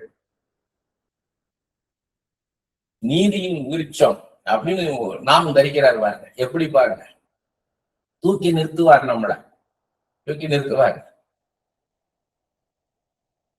எங்க அப்பா ஒரு ஃப்ரெண்டு ஒருத்தர், ஒரு பெரிய பிசினஸ் மேன். அவங்க வந்து இருந்தா அப்பப்ப அப்பாட்ட காசு வாங்குவார். வாங்கிட்டு அப்ப கொடுப்பாரு. அப்படி ஃப்ரெண்டுன்றதுனால காசு வாங்குவார், கொடுப்பாரு, அப்படியே இருக்கும். எங்க அப்பா டிப்டி கமர்ஷியல் டாக்ஸ் ஆபீசரா இருந்தாரு. ரிட்டையர்ட் ஆகும் போது அந்த வந்த மொத்த பணத்தையும் அந்த ஃப்ரெண்டு கேட்டாரு. அப்பா எப்பயும் கொடுத்து வரனால அந்த பணத்தை அப்படியே கொடுத்துட்டாரு. மொத்த பணத்தையும் கொடுத்துட்டாரு. இவர்கிட்ட இருந்த பணம், அந்த பணம் எல்லாத்தையும் சேர்த்து கொடுத்துட்டாரு. எழுத்துப்பூர்வமா எதுவுமே கிடையாது. அந்த ஃப்ரெண்ட் இறந்துட்டார். அந்த பிசினஸ் மேன் திடீர்னு இறந்துட்டார். அப்புறமா அந்த எல்லாம் அந்த துக்கம்லாம் ஆறு வரைக்கும் வெயிட் பண்ணிட்டு அதுக்கப்புறமா அப்பா போய், அவருக்கு 2 பசங்க, அவங்க 2 பேரும் வந்து கல்யாணம் ஆகி பிள்ளைகள்லாம் இருக்குது, பெரியவங்க. ஏன்னா ரொம்ப பெரிய பிசினஸ் மேன். அந்த பிசினஸ் எல்லாம் அந்த பசங்க சேர்ந்து பார்ப்பாங்க. அதனால அவங்கள்ட்ட போய், அப்பா அப்படி பணம் இவ்வளவு பணம் வாங்கி இருந்தாரு அப்படின்னா நீங்க திருப்பி கொடுக்குறதா கேட்டா, எங்களுக்கு தெரியாதுன்ட்டாங்க. நீங்க கொடுத்ததுல இப்ப அப்பா வந்து என்ன ஆயிடுச்சுன்னு கேட்டீங்கன்னா, எங்க அப்பா ஹார்ட் அட்டாக் ஆயிடுச்சு. ஏன்னா அந்த சம்பாதிச்சவங்களுக்கு தான் அந்த அருமை தெரியும். அப்பா வந்து ஹார்ட் அட்டாக் ஆயிடுச்சு, ஹாஸ்பிட்டல் அட்மிட் பண்ற அளவுக்கு ஆகி போயிடுச்சு. தாங்க முடியல. ஏன்னா மொத்த சம்பாத்தியமும் கொடுத்துட்டு கடைசியில் அவர் இறந்துட்டாரு. இப்ப பசங்க வந்து கொடுக்கலன்னு போது எப்படி இருக்கு யோசிச்சு பாருங்க. ரொம்ப சோர்ந்து போயிட்டாரு அப்பா. என்ன பண்ணனே தெரியாம ஆயிட்டாரு. கொஞ்ச நாள் கழிச்சு ஒரு நாள் காலையில, நான் இப்ப ஊருக்கு போயிருக்கேன் மதுரைக்கு. எங்க அந்த கிராமத்துல அந்த வீட்டுல காலைல ஒரு 7 மணிக்கு ஒரு +2 படிக்கிற பையன் வந்து நிக்கிறான் வாசல்ல.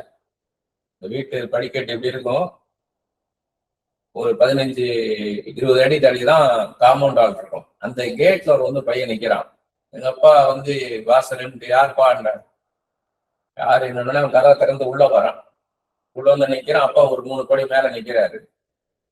என்னப்பான்னா, உள்ள போய் பேசலாமா அப்படின்னு கேட்கறான். ரொம்ப தாழ்மையா கேட்கறான். உள்ள போய் பேசலாமா, இல்ல வெளியே நின்று பேசுறதுக்கு இல்ல, உள்ள போய் பேசணும் வேண்டாம், அந்த மாதிரி விஷயம்ன்ற மாதிரி சொல்றான். சரி வாப்பா அப்படின்னு சொல்லி உள்ள போய் உட்கார வைக்கிறாரு. உட்காருன்னு சொல்லிட்டு, என்ன குடிக்கிற, காஃபி குடிக்கிற, என்ன குடிக்கிறேன்னா வேணான்ட்டாங்க. சரிதான் ஒண்ணு கொடுங்க, காஃபி ஏதோ கொடுங்கன்ட்டாரு. என்னப்பா யாருப்பா நீன்னா, நீங்க இன்னாருக்கு இவ்வளவு ரூபா கொடுத்தீங்க இல்லையான்றான். எங்க அப்பாவுக்கு அதிர்ச்சி. கரெக்டா அந்த அமௌண்ட்டை சொல்றான். இத்தனை லட்சம் கொடுத்தீங்கன்றான். ஆமா ஆமான்றாரு. ஏன்னா எங்க அப்பாவுக்கு உயிர் வர மாதிரி இருக்குது. வந்து அவருக்கு 2 மனைவி. நான் வந்து 2வது மனைவியுடைய பையன். நான் தான் அந்த பணத்தை எண்ணினேன். இந்த கையால தான் எண்ணினேன். அப்பா என்கிட்ட கொடுத்தா நான் தான் எண்ணினேன், அதை எண்ணி வாங்கினேன், எண்ணி வச்சேன். நாங்க இந்த பணத்தை நான் உங்களுக்கு திருப்பி கொடுத்துட்றேன். ஆனா எனக்கு ஒரே இதா கொடுக்க முடியாது. எனக்குன்னு பிசினஸ் அப்பா கொடுத்துருக்கிறாரு. அந்த பிசினஸ் வந்து வர வர வர கொஞ்சம் கொஞ்சமா நான் அந்த பணத்தை கொடுக்குறேன். கொஞ்சம் கொஞ்சமா கொடுத்தான். இப்ப எங்க அப்பா அந்த அந்த மனுஷனை மறக்க முடியுமா? என்னால அந்த பையனை மறக்க முடியல. வருஷத்துக்கு முன்னாடி நடந்தது, இன்னும் அப்படியே நிக்குது. அது மாதிரி ஆண்டவர் வந்து கர்த்தருடைய கரம் இருந்தது தான் நான் பாக்குறேன். நான் மோசையை பாருங்க, மோசையுடைய மூவ்மெண்ட்லாம் யோசிச்சு பாருங்க. சில விஷயங்கள் மாத்திரம் ஃபுல்லா நான் பைபிள் முழுக்க போறதில்ல, சில விஷயங்கள் மாத்திரம் சொல்றேன். மோசையை வந்து ஆண்டவர் வந்து ஒரு லீடரா செலக்ட் பண்றார். நான் உன்னை ஒரு லீடரா செலக்ட் பண்ணியிருக்கிறேன். இஸ்ரவேல் ஜனங்களை நீ தான் லீட் பண்ணி கொண்டு போக போற. அத்தனை இஸ்ரவேல் ஜனங்களையும், கிட்டத்தட்ட 20 லட்சம் ஜனங்க, அந்த 20 லட்சம் ஜனங்களையும் நீ தான் வழி நடத்த போற. அவங்கள வந்து இந்த ஈஜிப்ட்ல, எகிப்துல பார்வன் அடிமையா வச்சிருக்கான், அவங்களெல்லாம் நீ தான் வீட்டுக்கு கொண்டு வர போற. அது 1 வருஷம் செய்ய போற. நீ தான் லீடர்னு எப்படி யோசித்து பாருங்க. அந்த சொன்ன போது எப்படி இருந்திருக்கும்? எல்லாருக்குமே தெரியும். அவர் திக்குவாய் மந்தனாகுன்றாரு, நீங்க மாறோன்னு அனுப்புங்கன்றாரு. ஆரோன் நல்லா பேசுவான், நல்லா தெரியும் உங்க அண்ணன், நீ தான் எனக்கு வேணும்னு சொல்ற, நான் வாயோடு வாயறுப்பேன்னு சொல்றாரு. ஆனா அந்த அது வந்து அந்த கர்த்தரை பார்த்த அந்த தருணம், மோசையை பார்த்த தருணத்தை யோசித்து பாருங்க. I was selected as a லீடர்னு சொல்லும் போது எப்படி இருந்து யோசித்து பாருங்க. அதுக்கப்புறம் மோசே மூலமா ஒவ்வொரு அற்புதம் நடக்கும்போது எப்படி இருந்திருக்கும் யோசித்து பாருங்க. அந்த தண்ணீர் வந்து ரத்தமா மாறுது, தவளையா விழுகுது, பேனா மாறுது, கோல் சர்ப்பமாகுது, கண்மலை பார்த்து பேசுனா நீருற்று புறப்பட்டு வருது, கையெடுத்து நீட்டினா கடல் 2ஆ பிரியுது. எப்படி இருந்து யோசிச்சு பாருங்க. அந்த மூமெண்ட்டை பார்க்கும்போது ஆண்டவர் எப்படி பார்த்திருப்பார்? மோசே கையெடுத்து நீட்டு, மோசே என்னைய பார்க்கிற நீ, கையெடுத்து நீட்டு, கடலுக்கு நேரம் நீட்டுன்றாரு. கையை எடுத்து அந்த கோலோட நீட்டினா அப்படியே கடல் 2ஆ பிரியுது. அந்த மூமெண்ட்ல அப்படியே 2ஆ பிரியுதை பார்த்திருப்பார் மோசே. அடுத்து மூமெண்ட் ஆண்டவரை பார்த்திருப்பார். ஆண்டவர் என்ன வச்சு செய்யறாரே இதான் தாவீது கோலியாத்தை அடிச்ச போதும் பார்த்திருப்பாரு. கோலியாத்தை அடிச்சுட்டாரு, எல்லாரும் ஓடிட்டான். தாவீது அந்த தலையெடுத்து நிக்கிறாரு அந்த பட்டயத்தோட. எல்லா ஆர்மி என்ன பண்ணிட்டான்? இஸ்ரேவேல் ஆர்மி ஃபுல்லா பெலிஸ்தீன்ல பூந்துட்டான், அடிச்சு எல்லாம் போயிட்டாங்க. தாவீது மட்டும் நிக்கிறான். அந்த தலை ஒரு கையில இருக்குது, கோலியாத்தோட தலை ஒரு கையில பட்டயம் இருக்குது. அவன் சரி ராஜாட்ட போவோம்னு போறான். திடீர்னு வந்து என்ன பண்ணாங்க, அந்த மூவ்மெண்ட் என்ன பண்ணிருப்பான்? அந்த மேல அண்ணாந்து பார்த்திருப்பான். ஆண்டவர் அண்ணாந்து பார்த்திருப்பான், முழங்கால் படிக்கிட்டு இருப்பான். என்ன தலையும் வாழை வச்சுட்டு முகங்குப்புற விழுந்திருப்பான் சின்ன பையன், 15 வயசு பையன். ஆண்டவரே எவ்வளவு பெரிய தெய்வம், யாருக்கு தெரியாது, இங்க இருக்க ஒருத்தருக்குமே தெரியாது. கர்த்தர் நீர்தான் கோலியாத்தை அடிச்சு என்ன இவ்வளவு கனமுள்ள பாத்திரமாக பார்க்கிறீரே. அப்படிதாங்க நம்மளை பார்க்கணும். நம்மள அவரை எப்படி நம்ம பார்க்கணும்? அந்த தருணம் எவ்வளவு மோசையுடைய ஒரு பிளாஷ்பேக் மாதிரி யோசித்து பார்த்தா எப்படி இருக்கும்? கடைசியில வந்து ஆண்டவனை எடுத்துக்கொள்ள போறேன்றாரு. அப்ப மோசையை வந்து ஒரு பிளாஷ்பேக் மாதிரி நினைச்சு பார்க்கிறார். அந்த 10 வாதைகள், பார்வன் முன்னாடி நின்ன ஒவ்வொரு மூவ்மெண்ட்டும் எப்படி இருந்தது? கர்த்தர் பேசுறாரு, மோசையை மீட் பண்றாரு, திரும்ப கர்த்தரை பார்க்கிறாரு, மோசையை பார்க்கிறார், கடைசி இஸ்ரவேலோட கூட்டிட்டு வரார். முறுமுறுப்புற ஜனம் 40 வருஷம் அரண்மனையில இருந்தது, 40 வருஷம் வனாந்தரத்துல இருந்தது. அப்படியே யோசித்து பார்த்தப்ப லாஸ்ட் மூவ்மெண்ட்ல இதெல்லாமே அவருக்கு ஒரு செகண்ட்ல ஓடி இருக்கும் மைண்ட்ல. லாஸ்ட் மூவ்மெண்ட் ஆண்டவர் வந்து வா எடுத்துக்கொள்ள போறேன்னு உடனே அந்த மூமெண்ட் யோசித்து பாருங்க. அதுதான் பிரசங்கி 7:2 சொல்றாரு, விருந்து வீட்டுக்கு போவதை காட்டிலும் துக்க வீட்டுக்கு போவது நலமாயிருக்கும். அங்க எல்லா மனுஷரின் முடிவும் காணப்படும், எல்லா மனுஷனும் தன்னைத்தானே யோசிப்பான், தன் முடிவை குறித்து யோசிப்பான். நம்ம அற்பமானவர்கள்ங்க. அற்பமானவர்கள், அப்புரோஜனமற்றவர்கள், வெறும் மண்ணினால உருவாக்கப்பட்டவங்க. நம்ம வாழ்க்கை அப்படி ஒரு பூ மாதிரி வாடி போயிடும், புல்லு மாதிரி விழுந்துரும், அறுப்பு விழுந்துருவோம். அவ்வளவுதான் நம்ம வாழ்க்கை. Very short life. அதை தெரிஞ்சுக்கிட்டோம்னா போதும். இந்த ஷார்ட் லைஃபுக்குள்ள நம்ம போய் போராடக்கூடாது. அதை சாதிச்சிடணும், இதை சாதிச்சிடணும், அவங்ககிட்ட நல்ல பேர் வாங்கிடணும், இவங்ககிட்ட நல்ல பேர், யார்கிட்ட நல்ல பேர் வாங்க தேவையில்லை.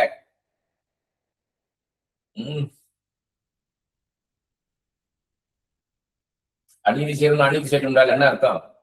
உனக்கு கெட்டது செய்யறானா வெயிட் பண்ணிட்டே இருன்றாரு. அவன் வயசாயிருமா, ஒரு வயசானவனே அவ்வளவுதான். கை கால விழுந்து போயிடும், பல்லெல்லாம் விழுந்து போயிடும், கண் பார்வை போயிடும், அவ்வளவுதான். காது கேட்காது. அதுக்கப்புறம் ஒரு நாள் போயிடும், அவ்வளவுதான், உயிர் போயிடும். இந்த அற்பமான ஒரு சரீரத்துக்கா நீ பயந்துகிட்டு இருந்தான்ற. மனுஷனுக்கு பயப்படும் பயம் கண்ணீர் வரைக்கும் வைக்கும். உனக்கா பயப்படுற? இவனை போய் நம்பிட்டு இருக்க? என்னைய நம்பு. ஒரு மனுஷனை நம்பி வாழாத, உன் பதவியை நம்பி வாழாத. தான் சொல்றாரு தட் மூமெண்ட். அந்த மூமெண்ட்டை யோசித்து பார்க்கணும். ஒவ்வொரு மூமெண்ட்லயும் ஆண்டவர் எப்படி வந்தார் நம்ம லைஃப்ல, எப்படி ஆண்டவரை பார்த்தீங்க, அந்த கஷ்டமான நேரத்துல ஆண்டவர் உங்களோட எப்படி வந்து நின்னாரு. யோசித்து பாருங்க. யோசிப்பு பிளாஷ்பேக். பிரைம் மினிஸ்டரா இருக்காரு. முதல்ல வந்து எல்லாம் கிடைக்கிறது தானியம். அப்ப எல்லாம் எல்லாரும் இவருக்கு எதிராக ராஜாவை கிடைப்பிருப்பானுங்க. ராஜா எனக்கு நம்ம சரியா எல்லாம் கெட்டு போக போகுதுன்னு இருப்பாங்க. பஞ்சகாலம் ஆரம்பிக்கும் போதுதான் இவருக்குள்ள சந்தோஷம் ஆரம்பிக்கும். நேரத்துல யோசிப்புக்குள்ள ஒரு திருப்தி உண்டாயிருக்கும். ஏன்னா அவர் சொன்ன ப்ராபசி நடக்க ஆரம்பிச்சிருச்சு. அந்த மாதிரி நேரத்துல அவர் நைட்டு உட்காந்து யோசிக்கிறாருன்னு வைங்க. ஒரு நாள் நைட்டு அவருடைய கடந்த காலத்தை, இப்படி எல்லாம் அண்ணன்மார்கள் தன்னை வந்து இன்சல்ட் பண்ணானுங்க, பொறாமப்பட்டானுங்க, கொல்லணும்னு நினைச்சானுங்க, அடிமையா வித்தானுங்க. இது ஒரு ஏரியா. அடுத்த ஸ்டேஜ் இது ஒரு ஸ்டேஜ். அடுத்த ஸ்டேஜ் போத்திபார் வீட்டுல அடிமை வாழ்க்கை. அங்க நல்ல பேர் வாங்கலாம்னு நல்ல பேர் வாங்கிட்டு இருந்தாரு. இவர் பண்றதெல்லாம் சக்சஸ்ஃபுல்லா இருந்தது. ஆனா அங்க வந்து பாத்தீங்கன்னா அவருக்கு ஒரு பரிசுத்தமான மனுஷனை குற்றப்படுத்தி ஒரு பைசா ஆட்சி சொல்லி, அடுத்து பாத்தீங்கன்னா சிறைச்சாலை எல்லாரும் நம்பி போனா. யாரும் நம்பி இருக்க மாட்டாங்க. யாராவது 1-2 பேர் நம்பியிருப்பான், அவ்வளவுதான். Innocent persons. இது எல்லாரும் கொலை செஞ்சவன், கொள்ளையடிச்சவனா இருந்திருப்பான், தப்பு செஞ்சவனா இருந்திருப்பான். ரொம்ப நம்பினா தப்பு செஞ்சவனா இருந்திருப்ப அப்படின்னு இருப்பான். அதெல்லாம் அவங்களால மறந்துருக்க மாட்டாரு. ஆனா அதையும் மறக்கும்படி செஞ்சார் மனாசே என்ற ஒண்ணு கொடுத்து. இது போல நமக்கும் ஆண்டவர் மனாசையை தருவார், எப்ராயிமை தருவார். எஸ்தரை யோசித்து பாருங்க. பல முறை பேசிட்டோம், நம்ம பல முறை டிஸ்கஸ் பண்ணிட்டோம். தாய் தகப்பனை இழந்த அந்த எஸ்தர் வந்து அந்த அரண்மனைக்குள்ள அனாதியா 1000 பேர் போகும்போது 1000த்துல ஒன்னா போய் அதுல அப்படியே பார்த்துருப்பா அரண்மனைய சுத்தி. ஆனா அந்த அரண்மனைக்கே இல்லை, அந்த ராஜ்யத்துக்கே ராஜாத்திய உயர்த்தும் போது ஆண்டவர் எப்படி பார்த்திருப்பாங்க. அந்த ராஜாலாம் ஒண்ணும் கிடையாது, அந்த ராஜாதான் எவ்வளவு மேன்மையானவர்னு பார்த்திருப்பாங்க. அந்த ராஜாவுடைய அரண்மனையில கொண்டு வந்தது யாரு? அந்த ராஜாதி ராஜா, கர்த்தாதி கர்த்தன், தேவாதி தேவன்.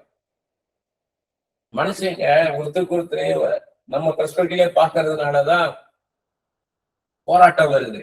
அதுக்கு மேல ஆண்டவர் ஒரு இருக்கிறார்னு பார்த்துட்டோம்னா இதெல்லாம் ஒண்ணுமே கிடையாது. தாவீது வந்து கோலியாத்தை மாத்திரம் பார்த்து இருந்தா பயந்துருப்பான். ஏன்னா அந்த கோலியாத்து மாத்திரம் நிக்கல, கோலியாத்தருடைய சகோதரர்கள் நின்னாங்க. அங்க எல்லாருமே அரக்கர்கள். வெரி ஸ்ட்ராங் ஆர்மி இருந்துச்சு பின்னாடி. ஒரு நாடு மட்டும் இல்ல, அவன் சப்போர்ட்டிவா நிறைய நாடுகள் வந்து அவனோட நின்னுச்சு. பெலிஸ்தரோட யார பார்த்தாரு? தாவீது ஆண்டவரை பார்த்தாரு. சின்ன பையன், 15 வயசு பையன் ஆண்டவரை பார்த்து ஒண்ணுமே கிடையாது, உண்மை கிடையாது. You are nothing in front of my God, you are nothing. அதனால நிறைய பரிதாபமா இருக்கும். நிறைய பேர் மனுஷனை பெருசா பேசிட்டு மனுஷனுக்கு பயந்து பேசும்போது எனக்கு பாவமா இருக்கும். இவ்வளவு பெரிய ஆண்டவரை தெரியாம இருக்காங்களே, இவ்வளவு பெரிய ஆண்டவர் கூட நிக்கிறாரு, அதை பார்க்காம மனுஷனை பெருசா பாக்குறாங்களே. ஒண்ணு தெய்வத்திட்ட சொன்னா போதுமே, ஒரு வார்த்தை சொன்னா போதுமே, புருஷன் இறந்து போயிட்டான், குழந்தைகள மல்லடின்ற பட்டம், வாழ்க்கை அவ்வளவுதான், அஸ்தமிச்சுட்டு முடிஞ்சிச்சு, ஃபேட் அவுட் ஆயிடுச்சு லைஃப், அவ்வளவுதான்.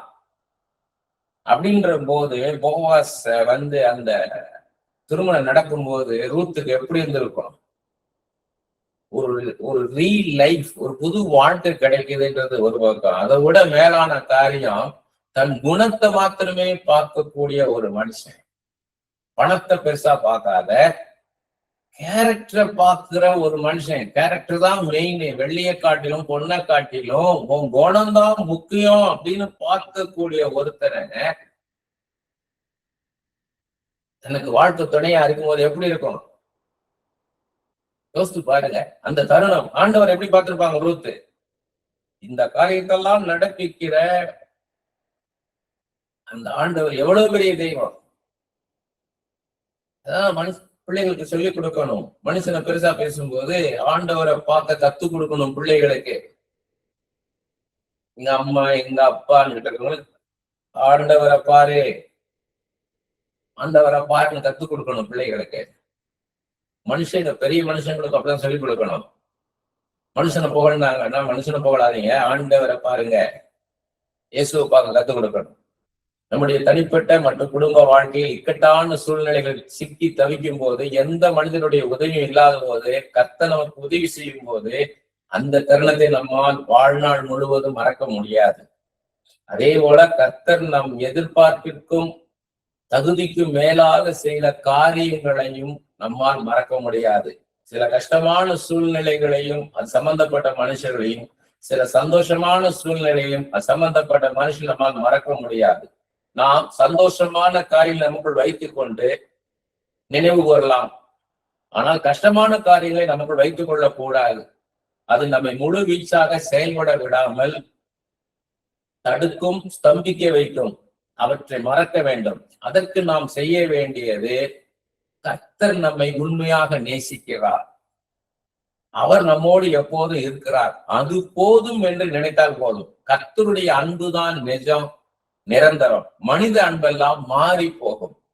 நாசில் சுவாசம் உள்ள எந்த மனிதனையும் நம்பாதேன்னு சொல்லி கர்த்தர் கற்றுக் கொடுத்திருக்கிறார். மனித உறவுகளில் நாம் ஜாக்கிரதையாகவும் எச்சரிக்கையுடனும் இருக்க வேண்டும். மிகவும் நெருங்கி யாரிடமும் பழகக்கூடாது. அவருடைய அன்பு இனி இல்லை என்கிற நிலை வரும்போது நாம் நிலை குலைந்து போய்விடுவோம். நாம் அவர்களிடம் எதிர்பார்த்த அளவு அன்பு நமக்கு கிடைக்காத போது நமக்கு மிகவும் ஏமாற்றம் உண்டாகிவிடும். அது நமக்குள் பறிந்துவிடும், மிகப்பெரிய பாதிப்பை நமக்குள் உண்டாக்கிவிடும். நம்மை உண்மையாய் நேசிப்பவர்களை நாம் இனங்கண்டு கொள்ள வேண்டும், இனம் காண வேண்டும், அவர்களோடு பழக வேண்டும். அதுவும் கூட ஒரு அளவில் இருக்கணும். நாம் ஏமாற்றம் அடைந்து விடக் கூடாது என்பதில் மிகவும் கவனமா இருக்க வேண்டும். பின்னாட்களில் நமது வாழ்க்கை சீராக செல்வதற்கு அது தடையாகி விடக்கூடாது.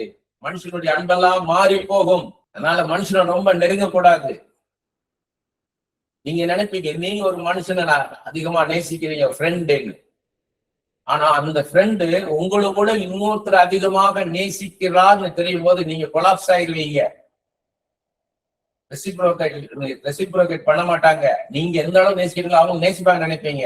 இல்ல, கவனமா இருக்கணும்.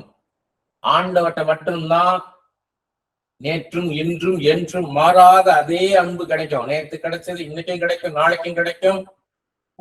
உங்களை அவரை பரலோகத்துக்கு எடுத்துக்கொள்ளுவார், பரலோகத்துக்கு கொண்டு போன பிறகு அதே அன்பு உங்களுக்கு கிடைக்கும். ஆனா மனுஷனுடைய அன்பு நேற்று கிடைச்சது இன்னைக்கு இருக்காது, இன்னைக்கு இருக்கிற அன்பு நாளைக்கு வராது. அதனால அது விழுந்துடக்கூடாது. விழுந்துட்டா வெளியே வர்றது கஷ்டம். மனுஷன் வெறும் மனிதன் தான், இவன் வெறும் மனிதன் தான் அப்படின்றத வச்சுக்கணும். இயேசு பக்கத்துல வச்சு பார்த்துட்டே இருக்கணும். இயேசுவே, உங்களுடைய அன்புதான் எனக்கு நிரந்தரமானது, மாறாத அந்த அன்பு. அதை மாத்திரம் நம்ம நோக்கி பார்க்கணும். இன்பமோ துன்பமோ எப்படிப்பட்ட சூழ்நிலையிலும் கர்த்தர் நம்மை சந்தித்த தருணங்களை மாத்திரம் எப்போது நாம் நினைவில் வைத்திருக்க வேண்டும். எப்ப எல்லாம் இந்த மூமெண்ட்ஸ்ல எல்லாம் உங்களுக்கு என்ன ஆகும்னா, இப்ப என்ன பண்ணா, you have to bring Jesus in that picture. ஒரு சந்தோஷமான தருணங்கள்ல நீங்க பெரிய அவார்டு வாங்கியிருப்பீங்க, ஒரு பெரிய ஒரு சமுதாயத்துல ஒரு பெரிய ஸ்தானத்துல இருக்கிற இருந்து ஷீல்டு வாங்கியிருப்பீங்க, மெமோண்டோ வாங்கியிருப்பீங்க. அந்த தருணத்துல இயேசு கிறிஸ்து நின்னார்ன்றதை நினைச்சு பார்க்கணும். அவர் தான் அதை செஞ்சாருன்றதை நினைச்சு பார்க்கணும். He was with you. அதை நினைச்சு பார்க்கணும். அதை கொண்டாந்துட்டீங்கன்னா, எல்லாருமே ஜீசஸை வச்சு பார்த்துட்டீங்கன்னா இந்த மனுஷங்கள்லாம் ஒண்ணுமில்லாம ஆயிரும். இயேசு கிறிஸ்துவும் அவர் நம்மை சந்தித்த தருணங்களும் தான் முக்கியம். அது அவருக்கு நமக்கு இடையில உறவு. இந்த உலகத்துக்கு நமக்குள்ள உறவை காட்டிலும் மிகவும் மேலான உன்னதமான உறவு இயேசு கிறிஸ்து நமக்குள்ள உறவு தான். இது எல்லாமே குறைவுள்ளது. உங்க பிள்ளைகளாக இருக்கட்டும், உங்க பிள்ளைகள் அதிகமாக நேசிக்க கூடாது.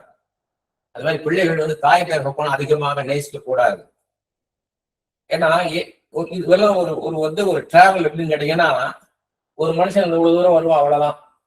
அதுக்கப்புறம் வரமாட்டான். இன்னொரு மனுஷன் தூரம் வருவான், அதுக்குள்ள அவன் வரமாட்டான். அது மனைவியா இருக்கட்டும், கணவனா இருக்கட்டும், தாயா இருக்கட்டும், தகப்பனா இருக்கட்டும், உங்க பாட்டியா இருக்கட்டும், உங்க பூட்டியா இருக்கட்டும், உங்க தாத்தாவா இருக்கட்டும், உங்க பூட்டனா இருக்கட்டும், உங்களாம் ஒரு காலகட்டம். அதுக்கப்புறம் யார் வருவா? இயேசுதான் உங்களோட வருவார்.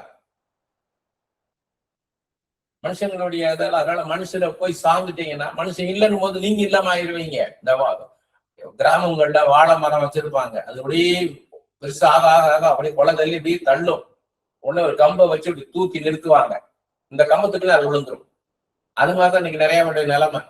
மனுஷனையே சார்ந்து கொள்றது, மனுஷனையே என் ஃப்ரெண்டு தான் எனக்கு எல்லாமே, க்ளோஸ் ஃப்ரெண்டு, உயிர் தோழி, உயிர் தோழன்றது. கடைசியில அந்த உயிர் தோழன் எனக்கு அவன் இன்னொருத்தனை இவன் தான் உயிர் தோழன்னு சொல்லும்போது இவன் கொலாப்ஸ் ஆயிடுவான். அந்த உயிர் தோழி இன்னொருத்தையை காமிச்சு இவதான் எனக்கு உயிர் தோழின்னு போது இந்த உயிர் போயிடும். அவ்வளவுதான். அந்த மூமெண்ட்ஸ்ல இயேசு இருக்கிறத நினைச்சு பாருங்க. இயேசுதான் முக்கியம். நம்ம முக்கியம் கிடையாது, நம்ம சம்பந்தப்பட்ட சூழ்நிலையோ அந்த மனிதர்களோ முக்கியம் கிடையாது. இயேசு முக்கியம். இயேசு நம்ம கூட இருக்கணும். கடைசி வரைக்கும் நீர் என்னோட இருமப்பான்னு கேட்கணும். எங்க அம்மா வந்து நீ அண்டர்ஸ்டாண்ட் பண்ணாத ஒரு மூமெண்ட் என் வாழ்க்கையில மிகப்பெரிய அதிர்ச்சியை உண்டாக்கிடுச்சு. எங்க அம்மாவை ரொம்ப நேசிச்சேன். ஆனா சுத்திரவங்க பேச்சை கேட்டு எங்க அம்மா என்னை வந்து வச்சு காப்பாற்ற மாட்டான் அப்படின்ட்டாங்க. அந்த மூமெண்ட் என்னால மறக்க முடியாது. எங்க அம்மாவை ரொம்ப ரொம்ப நேசிச்சேன் நான். ஏன்னா 5 பொம்பளை பிள்ளைக்கு அப்புறம் நான் 6ஆவதா பிறந்தேன். அதனால எங்க அம்மா என்னை அதிகமா நேசிப்பாங்கன்னு நினைச்சிட்டேன் நான். ஆனா அது இல்லைன்னு தெரிஞ்ச அந்த மூமெண்ட் வந்து இதுலயுமே நொறுக்கி போச்சு.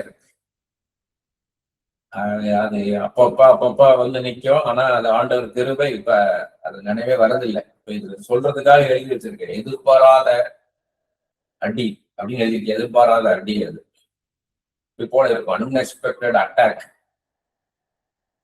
நொறுங்கி போற மாதிரி சாத்தான் பண்ணுவான். இது வந்து சாத்தான் பண்ற காரியம். ஏன்னா பைபிள் என்ன சொல்லி இருக்குது, ஒருத்தனுக்கு திருமணம் ஆயிடுச்சுன்னா அந்த திருமணம் எப்படி நடக்குது? தேவன் நினைப்பது. இது நானா ஒருத்தியோட சேர முடியாது, ஒருத்தி என்னோட சேர முடியாது. என்னையின் மனைவியும் கணவன் மனைவியா இணைச்சது பரலோகத்துல நிச்சயப்பட்ட காரியம். சோ தேவன் இணைப்பதுன்னு கர்த்தரே சொல்லியிருக்கிறார். அப்ப ஆண்டவர் இணைச்ச பிறகு என்ன சொல்லியிருக்கு பைபிள்ல? நீ உன் தாயும் தகப்பனை விட்டு பிரிந்து உன் மனைவியோடு இசைந்திரேன் இருக்கு.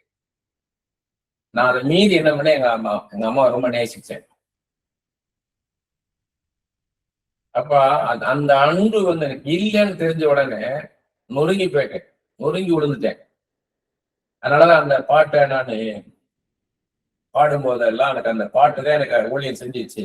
ஆதாரம் நீர்தானையா எந்துரையே, ஆதாரம் நீர்தானையா, மாதா பிதவென்னை தீதாய் மதிக்கையில், மாதா பிதவென்னை தீதாய் மதிக்கையில் மற்றோர்க்கு பற்றேரையா, எளியன் மேல் மற்றோர்க்கு பற்றேரையா, எளியனுக்கு ஆதாரம் நீதானையா என்றுரையே என் இயேசுவே, ஆதாரம் நீதானையா.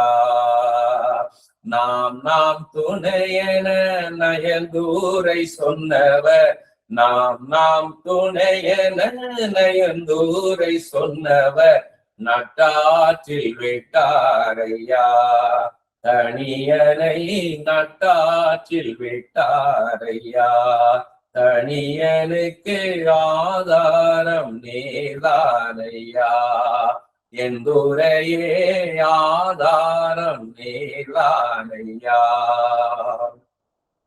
இந்த பாட்டுதான், அந்த பாட்டு மூலமா தான் ஆண்டவர் வந்து என்னைய தூக்கி நிறுத்தினார்.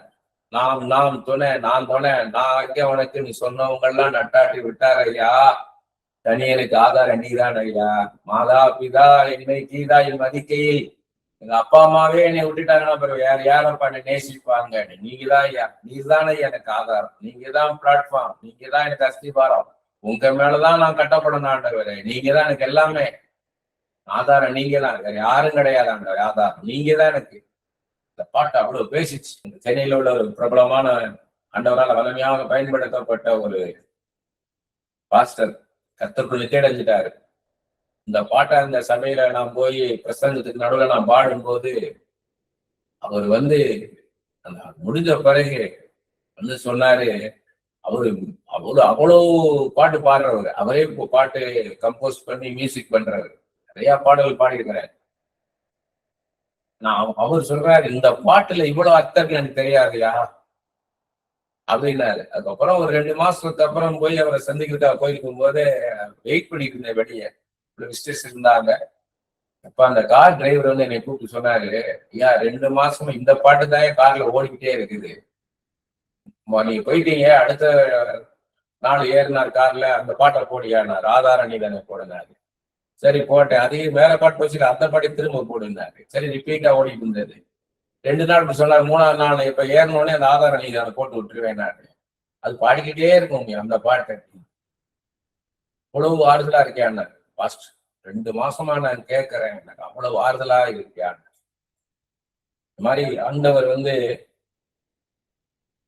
அந்த நாள் அந்த அந்த நாட்களை மறக்க முடியாது எனக்கு. அந்த தருணத்தெல்லாம் கசப்பா இருந்தாலும் அதுலயும் ஆண்டவர் வந்து எனக்கு நன்மை செஞ்சிருக்கிறார்.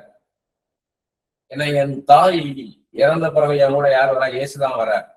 என் தாயுடைய காலகட்டம் ஒரு காலகட்டம் தான். இதை பேசும்போது என்னடா அப்படி இருக்குன்னு நினைக்கலாம். என்ன மாதிரி ஒரு தாய் நேசிச்சது அப்படி இருக்க முடியாது. அவ்வளவு நேசிச்சேன் தாய், நான் அவ்வளவு நேசிச்சேன். ஆனா அந்த தாய் நண்பெல்லாம் நிரந்தரம் கிடையாது, அந்த தாயே நிரந்தரம் கிடையாதுன்றத நான் மறந்துட்டேன். தாய் போன பிறகுதான் தெரிஞ்சது ஆண்டவரை எதுக்காக என்ன அப்படி நடத்தினாரு. நம்ம எமோஷன்ஸ்க்கு அடிமையாயிடக்கூடாது, நமக்கு கண்ட்ரோல்ல தான் எமோஷன்ஸ் இருக்கணும்.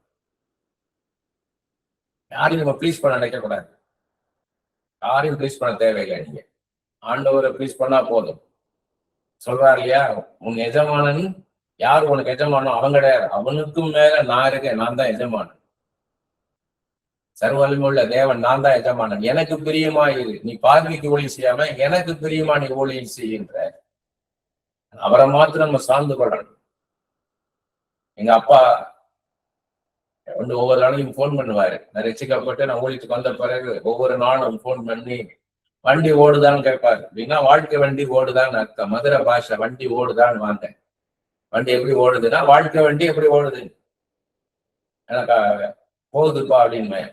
எப்படி சாப்பாட்டுக்கு என்ன பண்றேன், எனக்கு ஆண்டவரே எனக்கு எல்லாம் தராருப்பா அப்படின்னு.